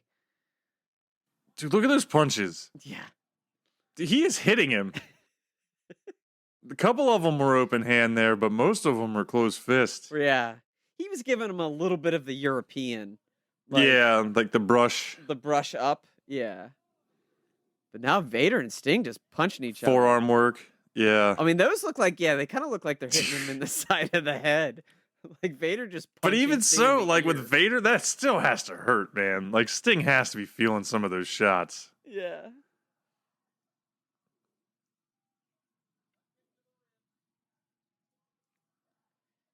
Oh, Sting. the hero. Busted open now. Sting is just pouring blood from his forehead, and they came from one of those punches. Oh, yeah. There was no time there to fake it. Vader cut him open with one of those punches. It's right above his left eye, right? The actual cut. Whoa! What was that? All right, in a desperation move, Sting just hurls his body at Vader, does a somersault. Kicked him in the head. It was almost like a inverted Pele kick. Yeah. All right, Sting fighting back. Sting fighting back. Elbows to the face. Give him a German, Huge. son. That was crazy. Huge German Sting suplex. with Oh, a- the blood just dripping off his face. Huge DDT. Wow. Is Sting gonna do this? Go for the corners, man. Go for the corners. Oh, now Sting gets Vader up against a turnbuckle to deliver his own punches. Oh, yeah. Giving it right back to him. The camera work right here.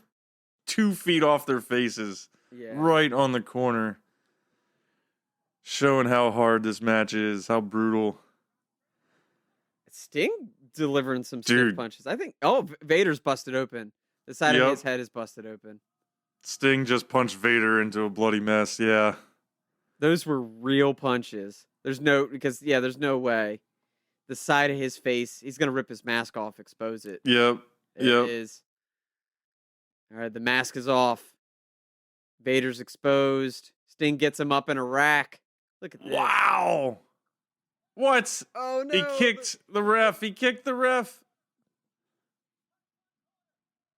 Oh, he's going to carry him around and hit all the corners with Vader on his back. What a show of strength.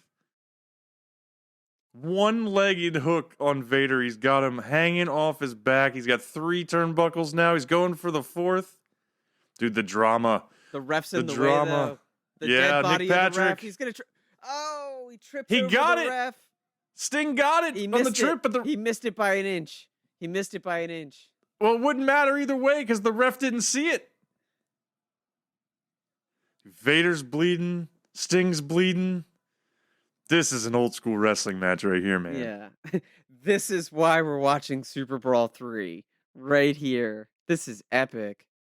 God, Vader's face is so bloody. Mm-hmm. This has been by far the best match of the night, though. Oh, yeah. Oh, yeah. This has been well worth the price of admission. I can see why some of those people showed up late and just waited for this. Right? Dude, Vader is all blood. His back has stopped bleeding, but his face is making up for it. Yeah, He's now hog-tied Sting, and he's dragging him around the ring, hitting the turnbuckles.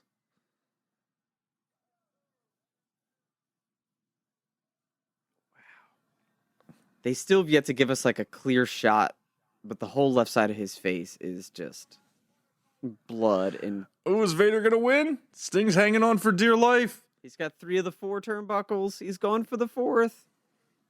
He's reaching. Can he reach for it? Harley's getting involved, trying to break Sting's hold on the ropes. Oh! Oh! There it was. Sting tries to kick Vader out of the lock, but it incidentally kicks him into the 4th turnbuckle. Wow! Vader's bloody ear finally gets fully exposed. I Big did Van not Vader. see it ending right there. Oh, man. the Sting match is not over. happy. The strap is off, but Sting's pissed. Sting is... Beaten Vader senseless with the strap. Blood everywhere. Vader's running out of the rope. All right, so the guy in the Sting shirt in the front row just took a Polaroid of Vader when he turned around. And was like, I want that Polaroid. Man. That's in a shoebox somewhere, and I need it. And we instantly cut back to Bischoff and Johnny B. Bad and Missy Hyatt here. Yeah, this is going to be the wrap-up. I'm surprised there wasn't a little more like post-match like action there. Like they just kind of immediately cut away from it, and Vader's working his way back to the Right, to the locker right. room. It's because nobody was happy Vader won that match. Yeah. Setting up for a Sting promo. Oh, instead we I get don't a know. freshly showered Barry Wyndham. Right? Yeah, it looks like he didn't even wrestle tonight. He barely did. Hair's dry.